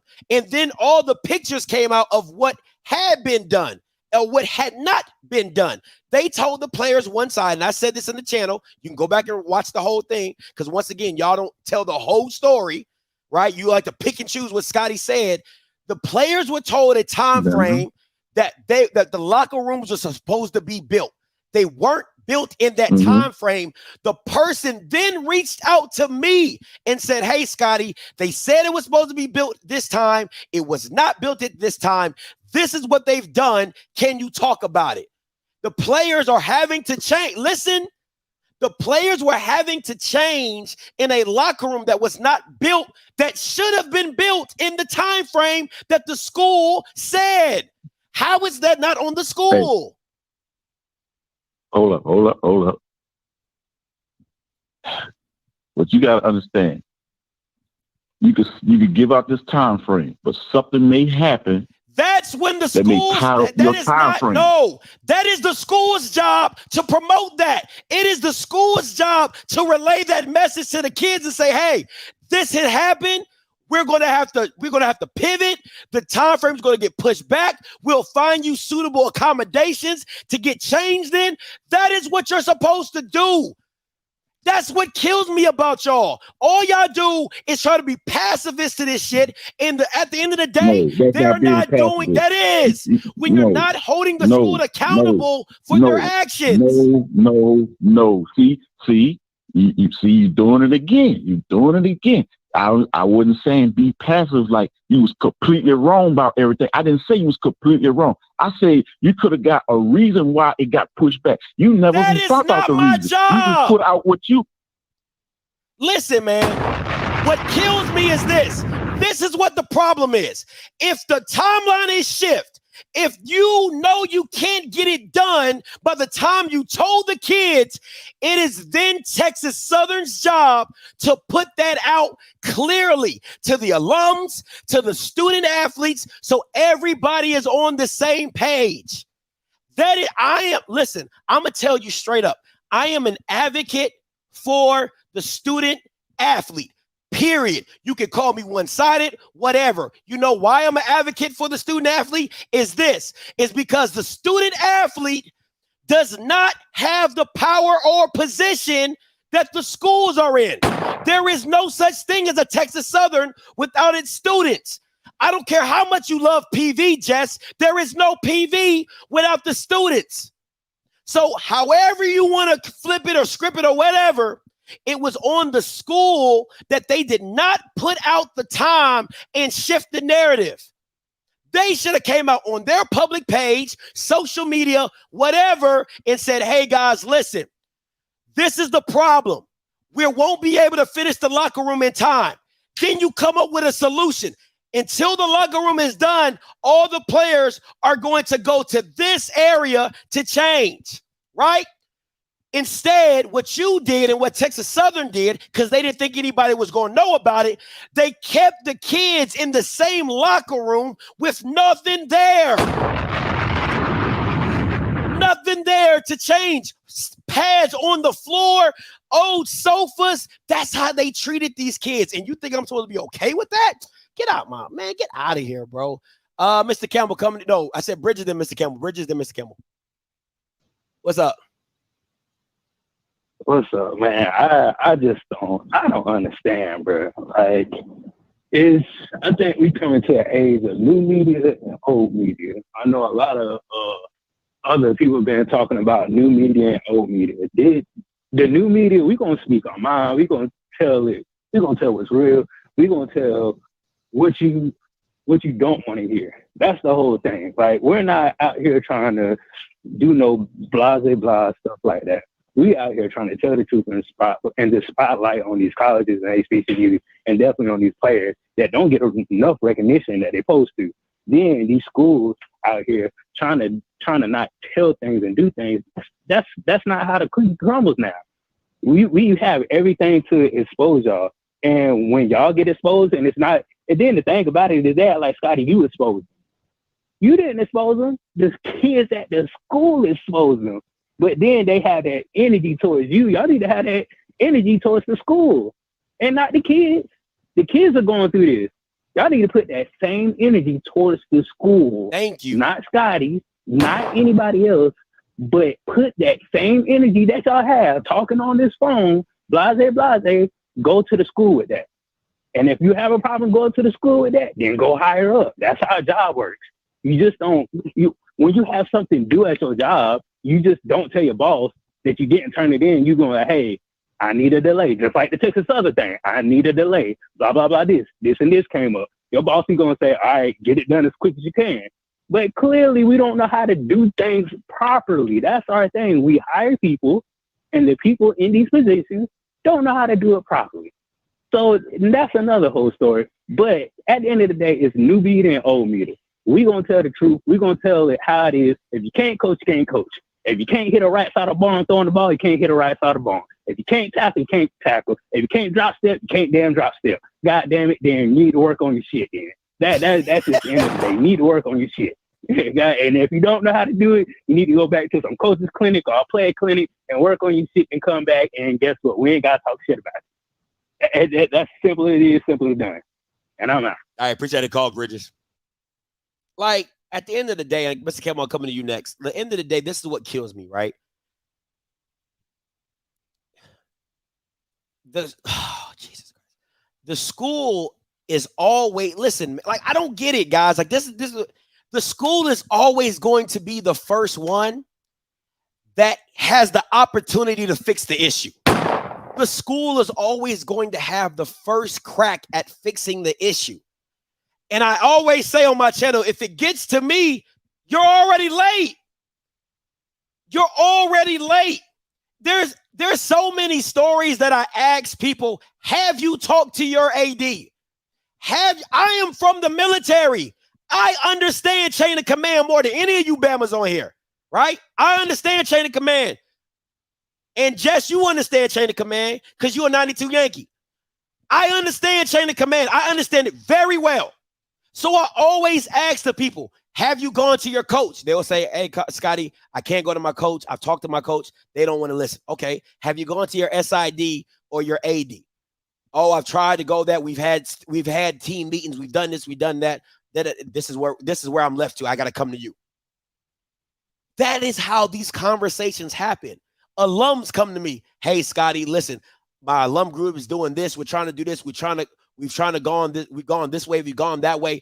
We haven't had the success. Can you bring light to it? That's what they say very, very specifically. Can you bring a light to it? Because I'm always going to ask, did you go through your chain of command? Because if you didn't give them a chance to fix it, I'm not about to blast them for something you haven't given them a chance to fix.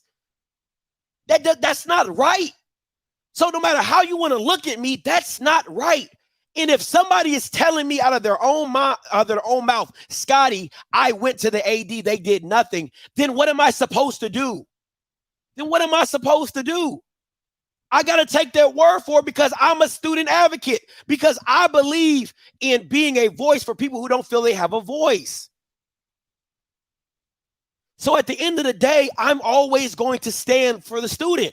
If I'm in the wrong, I'll come back and apologize to the institution quickly, right? Hey, this is the information I received, da-da-da, da-da-da, da-da-da. But if not, I'm a ride. Mr. Campbell, coming to you.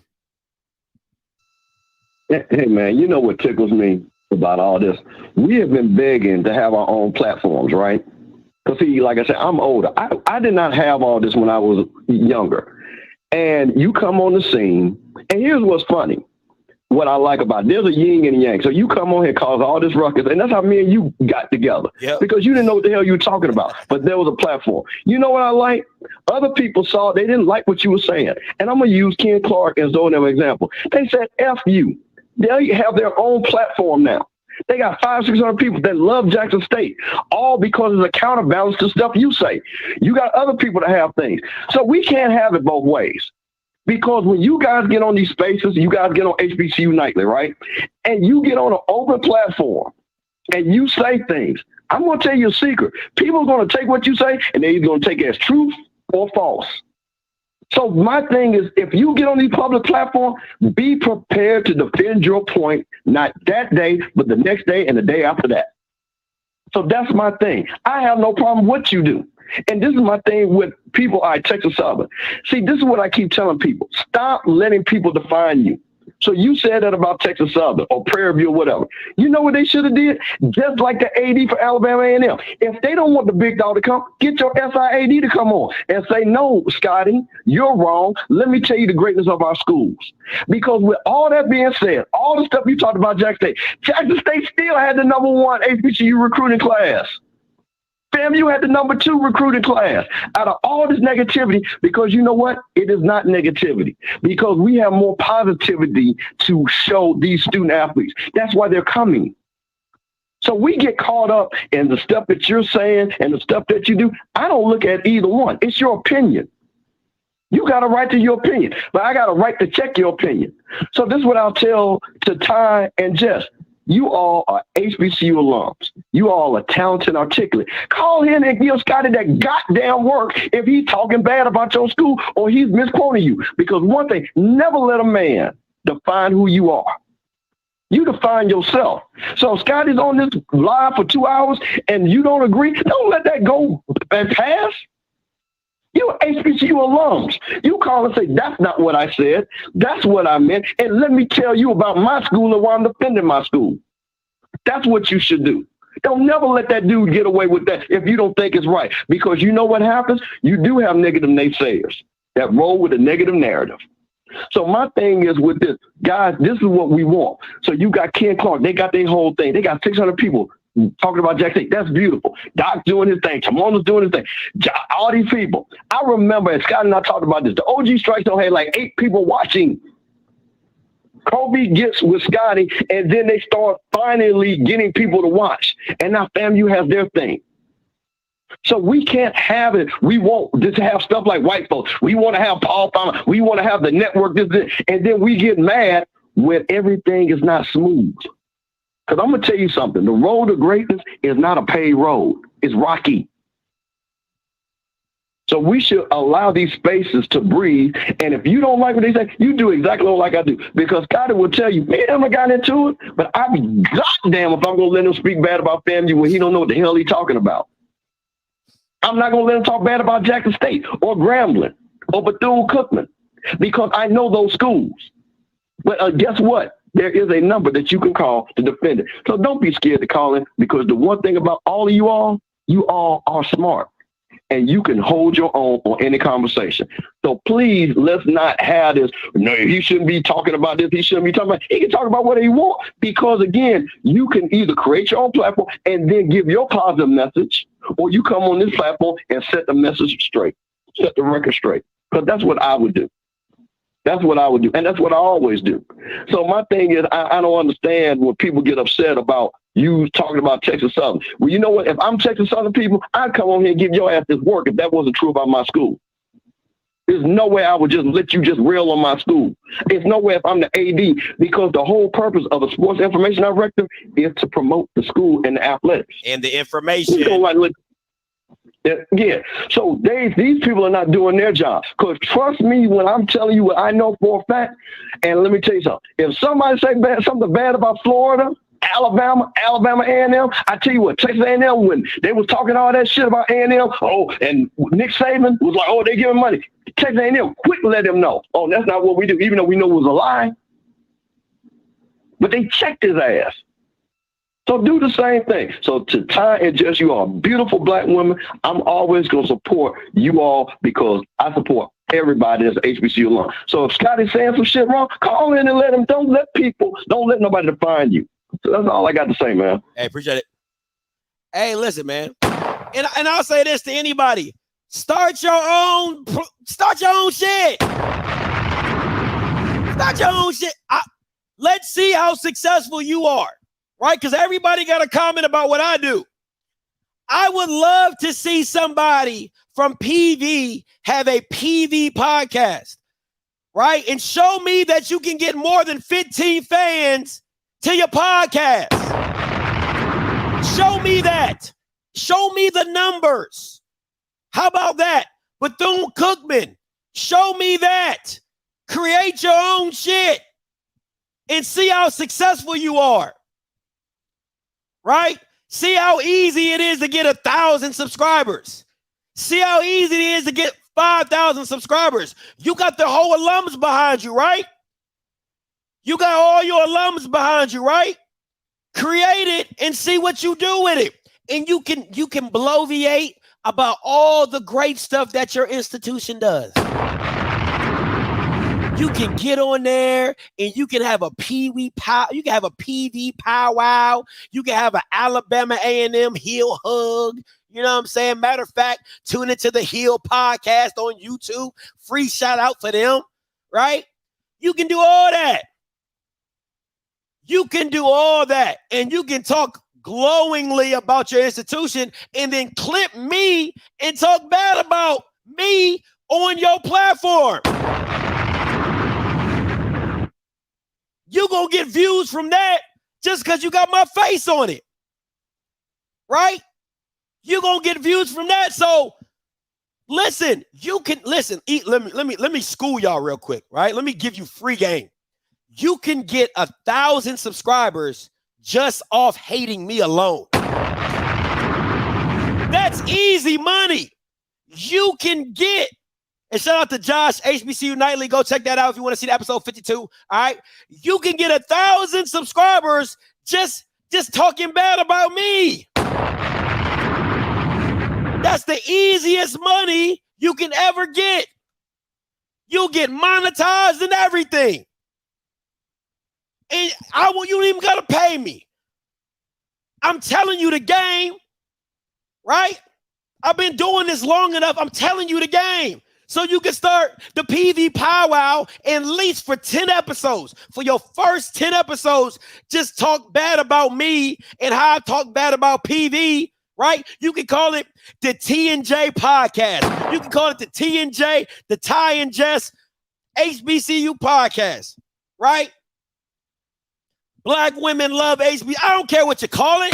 The first 10 episodes, just talk bad about me. You're going to at least get about 50 people. Easy. Come on, man. That's easy money. 7537 coming to you. Hey, I got a question, Battle. I got a real question, Battle.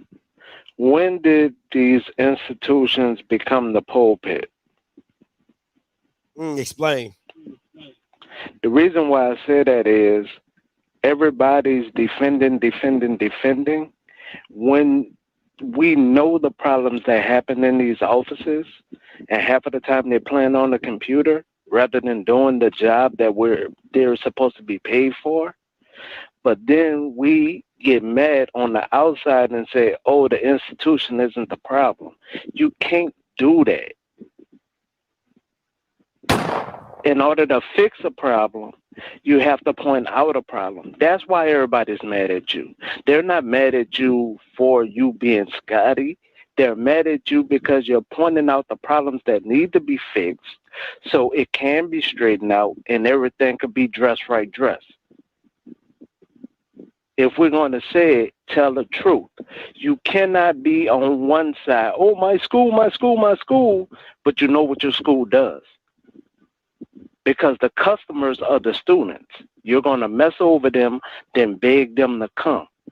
How can you talk from both sides of your mouth? That's fair. That's so. Facts. And listen, I'm confused. Yeah, I'm sorry. Go ahead. No, you're good. Go ahead. Finish your point. Just like you were saying about the coaches, for recruiting, this is the new age. Social media is here. You're mad at Prime for being on social media, but then you're too lazy to do it. But then you're going to complain about the pay and the players that you don't have. So I don't get it. Because we're told every day, especially as African Americans, we have to work 3 times harder to take 1 foot forward. So how can we do that? I'm sorry. How can we be taught that, but not actually do it and then cry in the corner and then want a lot of sympathy, but we're not willing to put in the work? That's real. I'll give you that. That's real. Hey, appreciate the call, man. Not a problem. Oh, man, I have it. Man, Dr. Lori, I got to come to you. What's up, Doc? Hey. What's up, Dr. Lori? Hey, you skipped everybody. you Dr. Lori. Come on now, Dr. Lori. You know you good with me. Hey, how you doing? So let me go ahead and say this, because I know I said it when you first started, is that we need you in this space. And the reason why we need you in this space, especially someone like me and other people, we graduated from FAM. Well, I graduated from FAMU, and I know what I went through at FAM, and now I've progressed.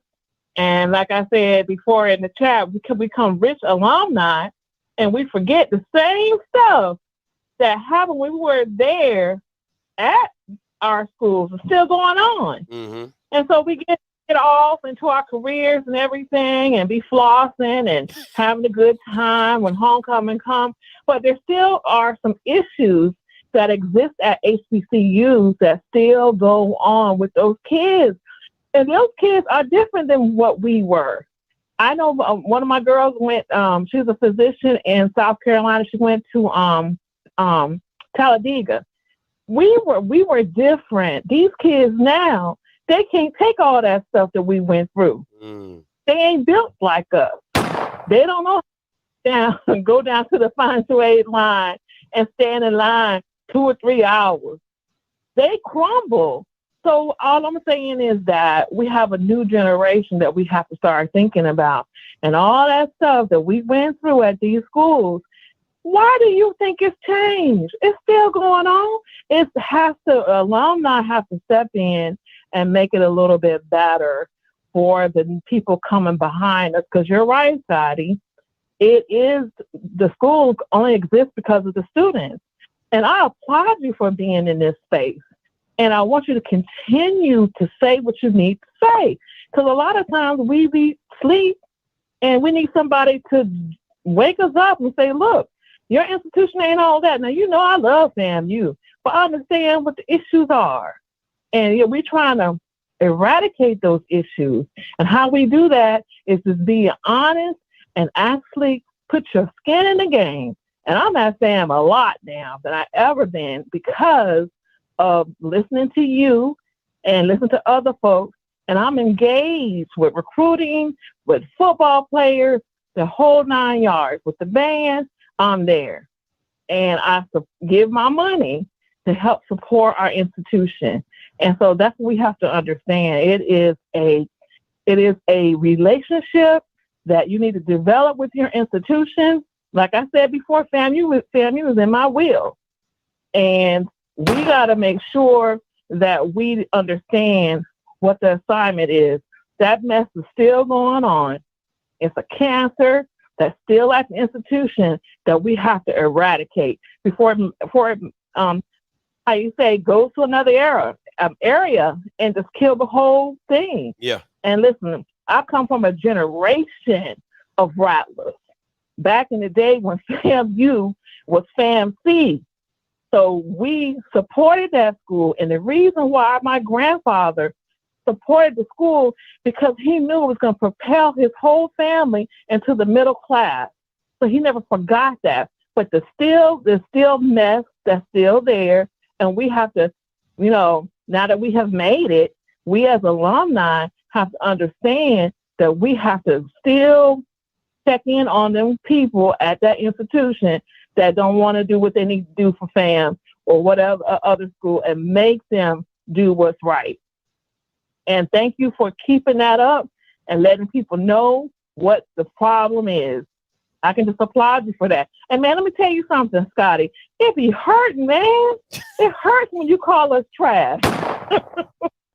But you be telling the truth. And it hurts so much, you be like, you know what? I'm going to go ahead and try to do something about it. So that's all I can say is keep doing what you're doing. And you need to go ahead and understand that, any publicity is good. I don't care if it's good or, bad or whatever. I live by that. I got to live by that. Yeah, I feel you. All right, man. Hey, appreciate it, Doc. Y'all take care. No problem. Okay, bye.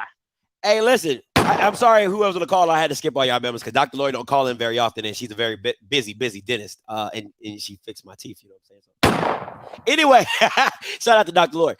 Listen, let me tell you something, right? Let me tell you something, Linda, okay? Let me tell you something. This is my thing when it comes to a lot of stuff, when it comes to HBCU, is like, you gotta, what I like to do is I like to find the gems in what this culture has done for me and what I've seen while being in this culture, right?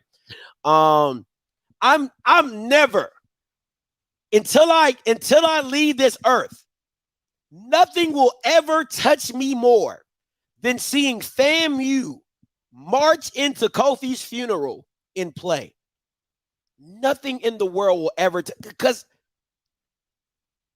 everything that Kofi was and represented and told me about FAMU came true on that day.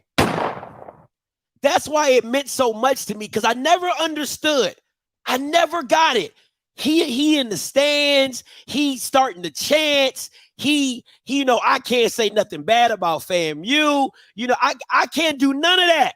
I mean, he would shut me down, but not until his final day did I understand what he meant about how much he meant for how much FAMU meant to him, and to see FAMU reciprocate that was everything to me. So there's always, so for any HBCU person that thinks that I don't like the culture, it's a flat out lie. What I see and how I view things through my eyes is this is too valuable, right, to let people drop the ball on stupid stuff. The stuff people are dropping the ball on that a lot of people won't even recognize, that you got a head coach, PV, that has had a cheerleader become quadriplegic and die, but he's good enough to come back and coach. That is piss poor management. I don't care if it's, oh, I don't like the message. I keep telling you it's not what he says, it's how he says it. I don't give a damn. I don't care. The fact remains that you telling me there's not enough cheerleading coaches that you got to bring back somebody who made somebody a quadriplegic? Trash. Absolutely trash. Right? That's the stuff that's just like, yo, fire him and get somebody else. That ain't hard to do. A volleyball coach mentally abusing her volleyball kids. Fire her, get somebody else. That ain't hard. That ain't hard. That's not rocket science. I'm not talking about the engineering program at PV and it's bad. That is simply, yo, we don't need you here causing problems. You're fired. Next cheerleading coach. That ain't hard. Putting security in the back of PV so people don't get their stuff broken into, that's not hard. That's all I'm saying. Oh, Jesus freaking Christ. All right, Mr. D, then 8386. What's up, Mr. D? What's going on, Scotty? Hey, man, as always, a great show. I want to give a shout out to my peoples, as Mr. Campbell and the great Dr. Lori Wilson, the one of the best hands in dentistry that FAMU has birthed. So shout out to them. Hey, like I said before from you with day one, your platform and how you do it is needed to expose the craziness that these HBCUs are doing. Let's first talk about the contracts. You are the only platform that started reviewing these contracts and what the schools are getting. Hey, Mr. D, but that's my fault, though. Yeah. It's my fault that they put themselves in a bad contract, that I brought it to light, and I'm talking about it, but it's my fault, though. But continue, Coach D. Continue. Yeah, but it's your fault. It's your fault, but you know what it is? You bringing light to this, don't shoot the messenger, and that's what people are doing. They're coming after you because you exposing it and saying, hey, why he making our HBCUs look bad? He's not making your HBCUs look bad.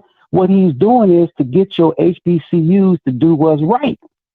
That's been a damn problem. Get these presidents working with the SWAC office and looking at these damn contracts and making sure that the schools are getting what they need to get. Like I told you before, when, because somebody questioned me on this platform, didn't think I went to a HBCU. For those who all know, I'm a graduate of Howard University.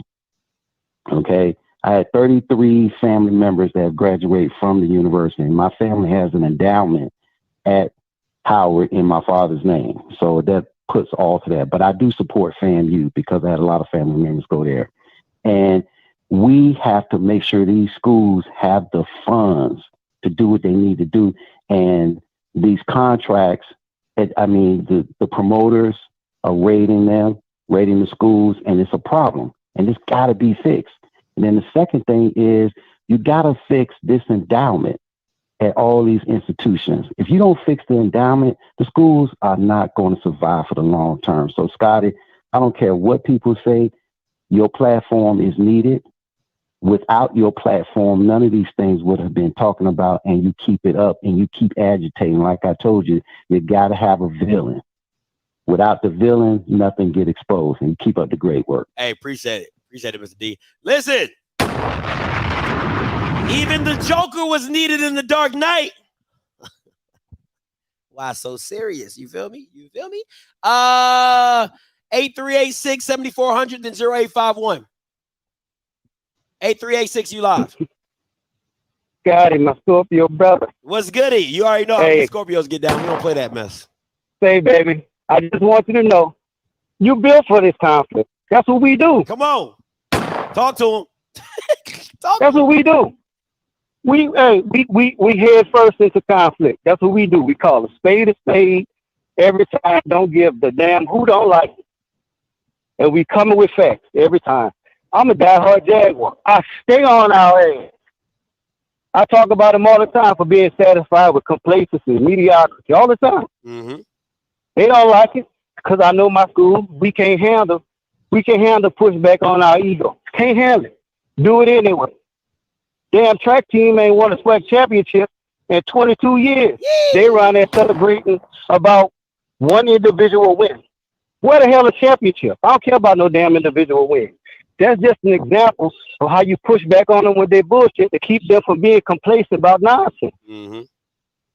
And I agree with you. Attack them. Go at them. Because when you hear them like that and they start crying and let you know you're telling the truth, get them. I don't have a problem with it. I love when you get on our ass because you're telling the truth. Jump on us. Cool, we need to hear it.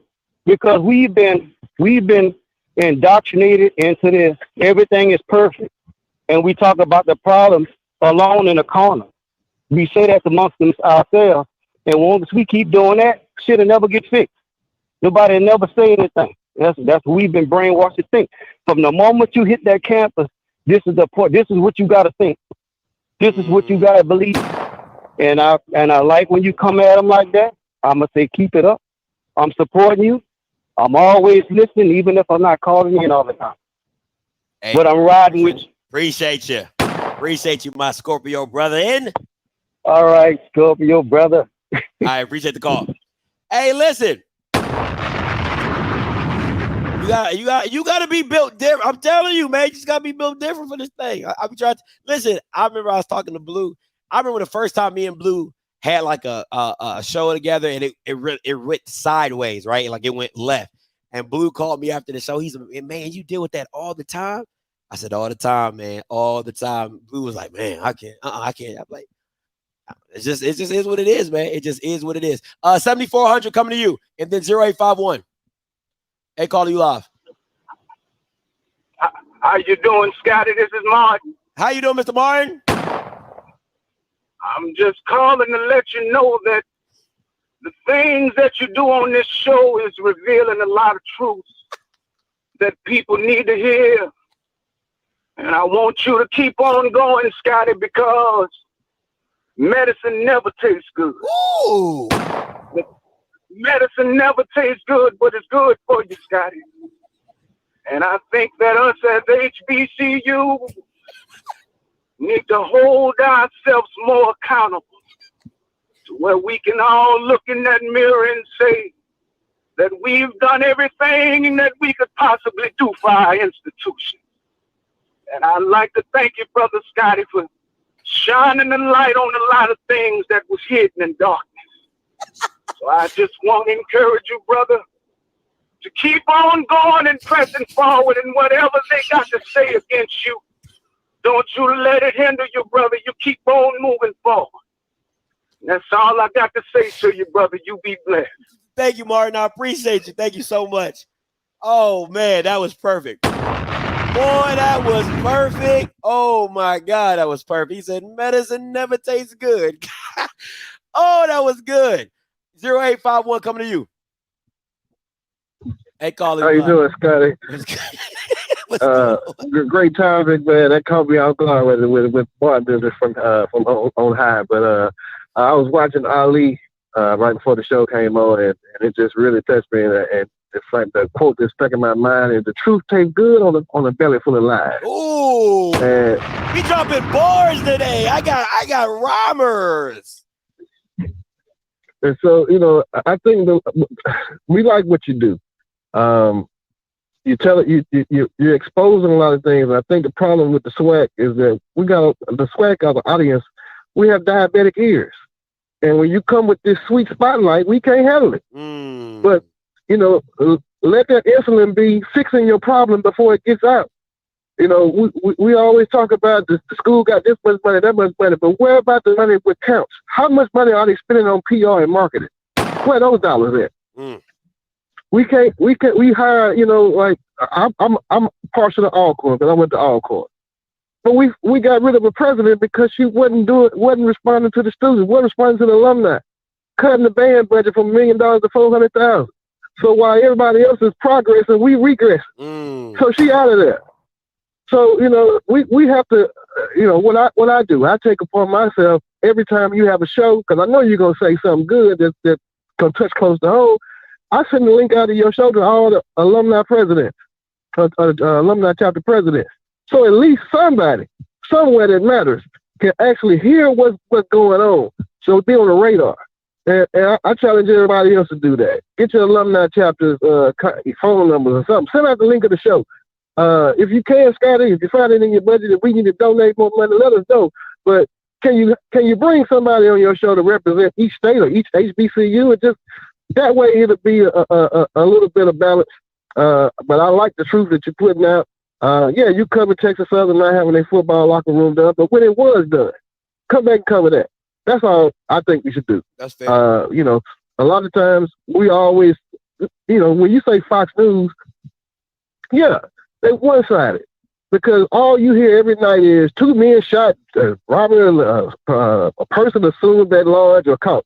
But they never come back and cover the story when the guy gets acquitted because the police rushed the judgment and got the wrong person. That's real. Or couldn't prove that, So, let's do that. But, if anything, maybe they should pay you to come do the positive story. That's a revenue stream right there.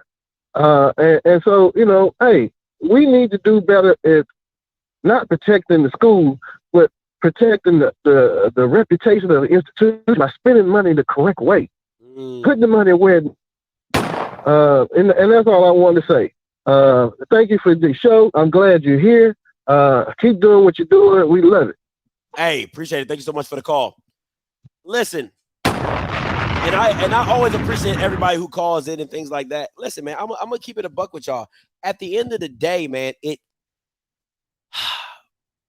you got to be able to.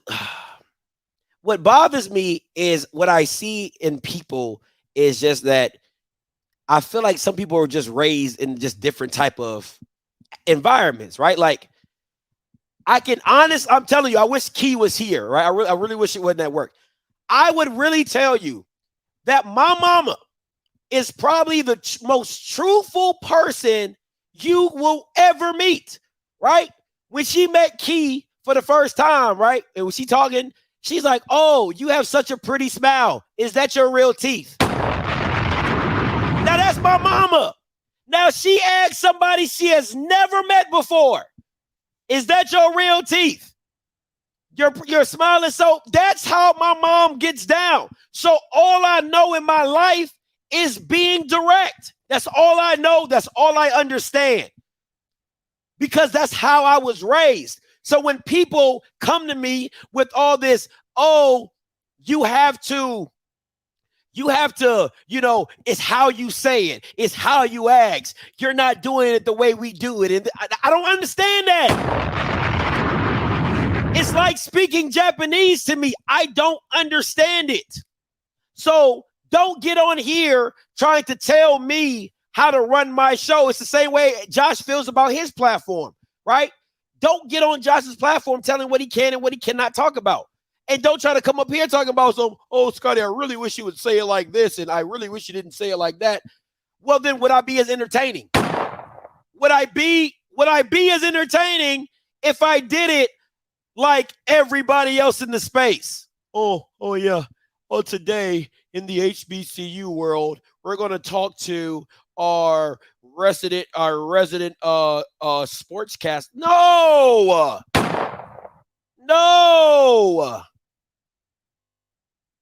Right? No. It's sickening. All right. And Jess, you're not that important that you're the only person that said that. Relax. All right. You know what I'm saying? Oh, I don't. Now, let me tell you that. Tack, I don't have. Jess, you're not that important for me to only say your name. Shut out. All right. Tack, I don't have. I don't have no type of tack. Yeah, that's why I got kicked out the military. I mean, I got an honorable discharge, but I couldn't survive in the military. I have no tact whatsoever. All right. So yeah, ain't no tact over here. Now y'all ain't no tact over here. And Zoe, you the last person to be talking about tact. You got a whole co-host that will fly off the hinges emotionally. You got a whole. She throwing shots, that's how I know I got a trigger. You got a whole co-host that will really go off the rail emotionally about, oh my God, somebody said Jackson State's not winning 6 games. Like, bro, like, really? So miss me with that. Keep all that energy over there in the blue shaded room, okay? Anywho, right? Because y'all said y'all wanted me to talk about Jackson, so that's me talking about Jackson, right? So at the end of the day, man, listen, it's simply this for me. It's simply this for me. I love this space. I love it, right? You can hate me. That's cool. You can sort of rock with me. That's cool. And you can sort of, you can rock with me the long way. That's cool as too. At the end of the day, right, I'm going to be me. And at the end of the day, that's the only way I know how to be. So I can't call it any other way. I'm going to come on here and say somebody trash, they trash. If Coach Green talking about you're not getting the full story, then you do some research. You call up there and ask the AD and the SID. I try to reach out to SIDs and ADs. They act like I don't exist. So that's cool. I don't exist. That's fine. It don't bother me none. I'm going to just keep doing what I've always done. I would love to have more ADs on here to talk about their program. As I got the whole email and text messages between me and Ashley Robinson saying, yeah, I'll come on the platform, da-da-da. And then what's his response? Oh, I've gotten a lot of pushback from my alums that give money that say I can't be on your platform. Okay, that's cool. You got to do what's in the best interest of you. I got to do what's in the best interest of me. Okay? And it's funny, I need Jess to keep that same energy. She on Twitter talking about the AD from Alcorn, right? She like, oh, why he take a job at his alma mater just to go back to the MEAC? Why don't you ask him and get the full story, Jess? She throwing shots, that's how I know I got a trigger. Okay. I got time. I got time. I got time. I got time. I got time. Okay. Since you got so much energy, why don't you call up the former AD at Alcorn and ask him and get the full story? Then you can go on your PV Panther podcast and talk about it. Okay. All right. So, anywho, this has been my time. Shout out to the Hill, right? Shout out to Ty. You know what I'm saying? You know how I do. I like the subtweet. You know what I'm saying? Shout out to the Hill. You know what I'm saying? And shout out to Connell Maynard. And shout out to Ty for not misquoting me. Shout out to Jess for all the content for today. I appreciate it. Listen, this June is dry out here in these streets. All right. And let's not act like Ty hasn't. Listen, it's really funny. Don't listen to me. Don't ever throw rocks in a glass house. Ty has been people that have sent me information about her own program.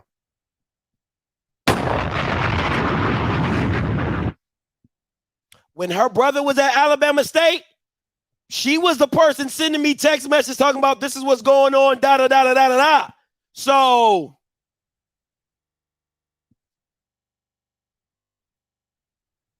I got time. I got time. I got time. I got time. I got time. I'm just saying.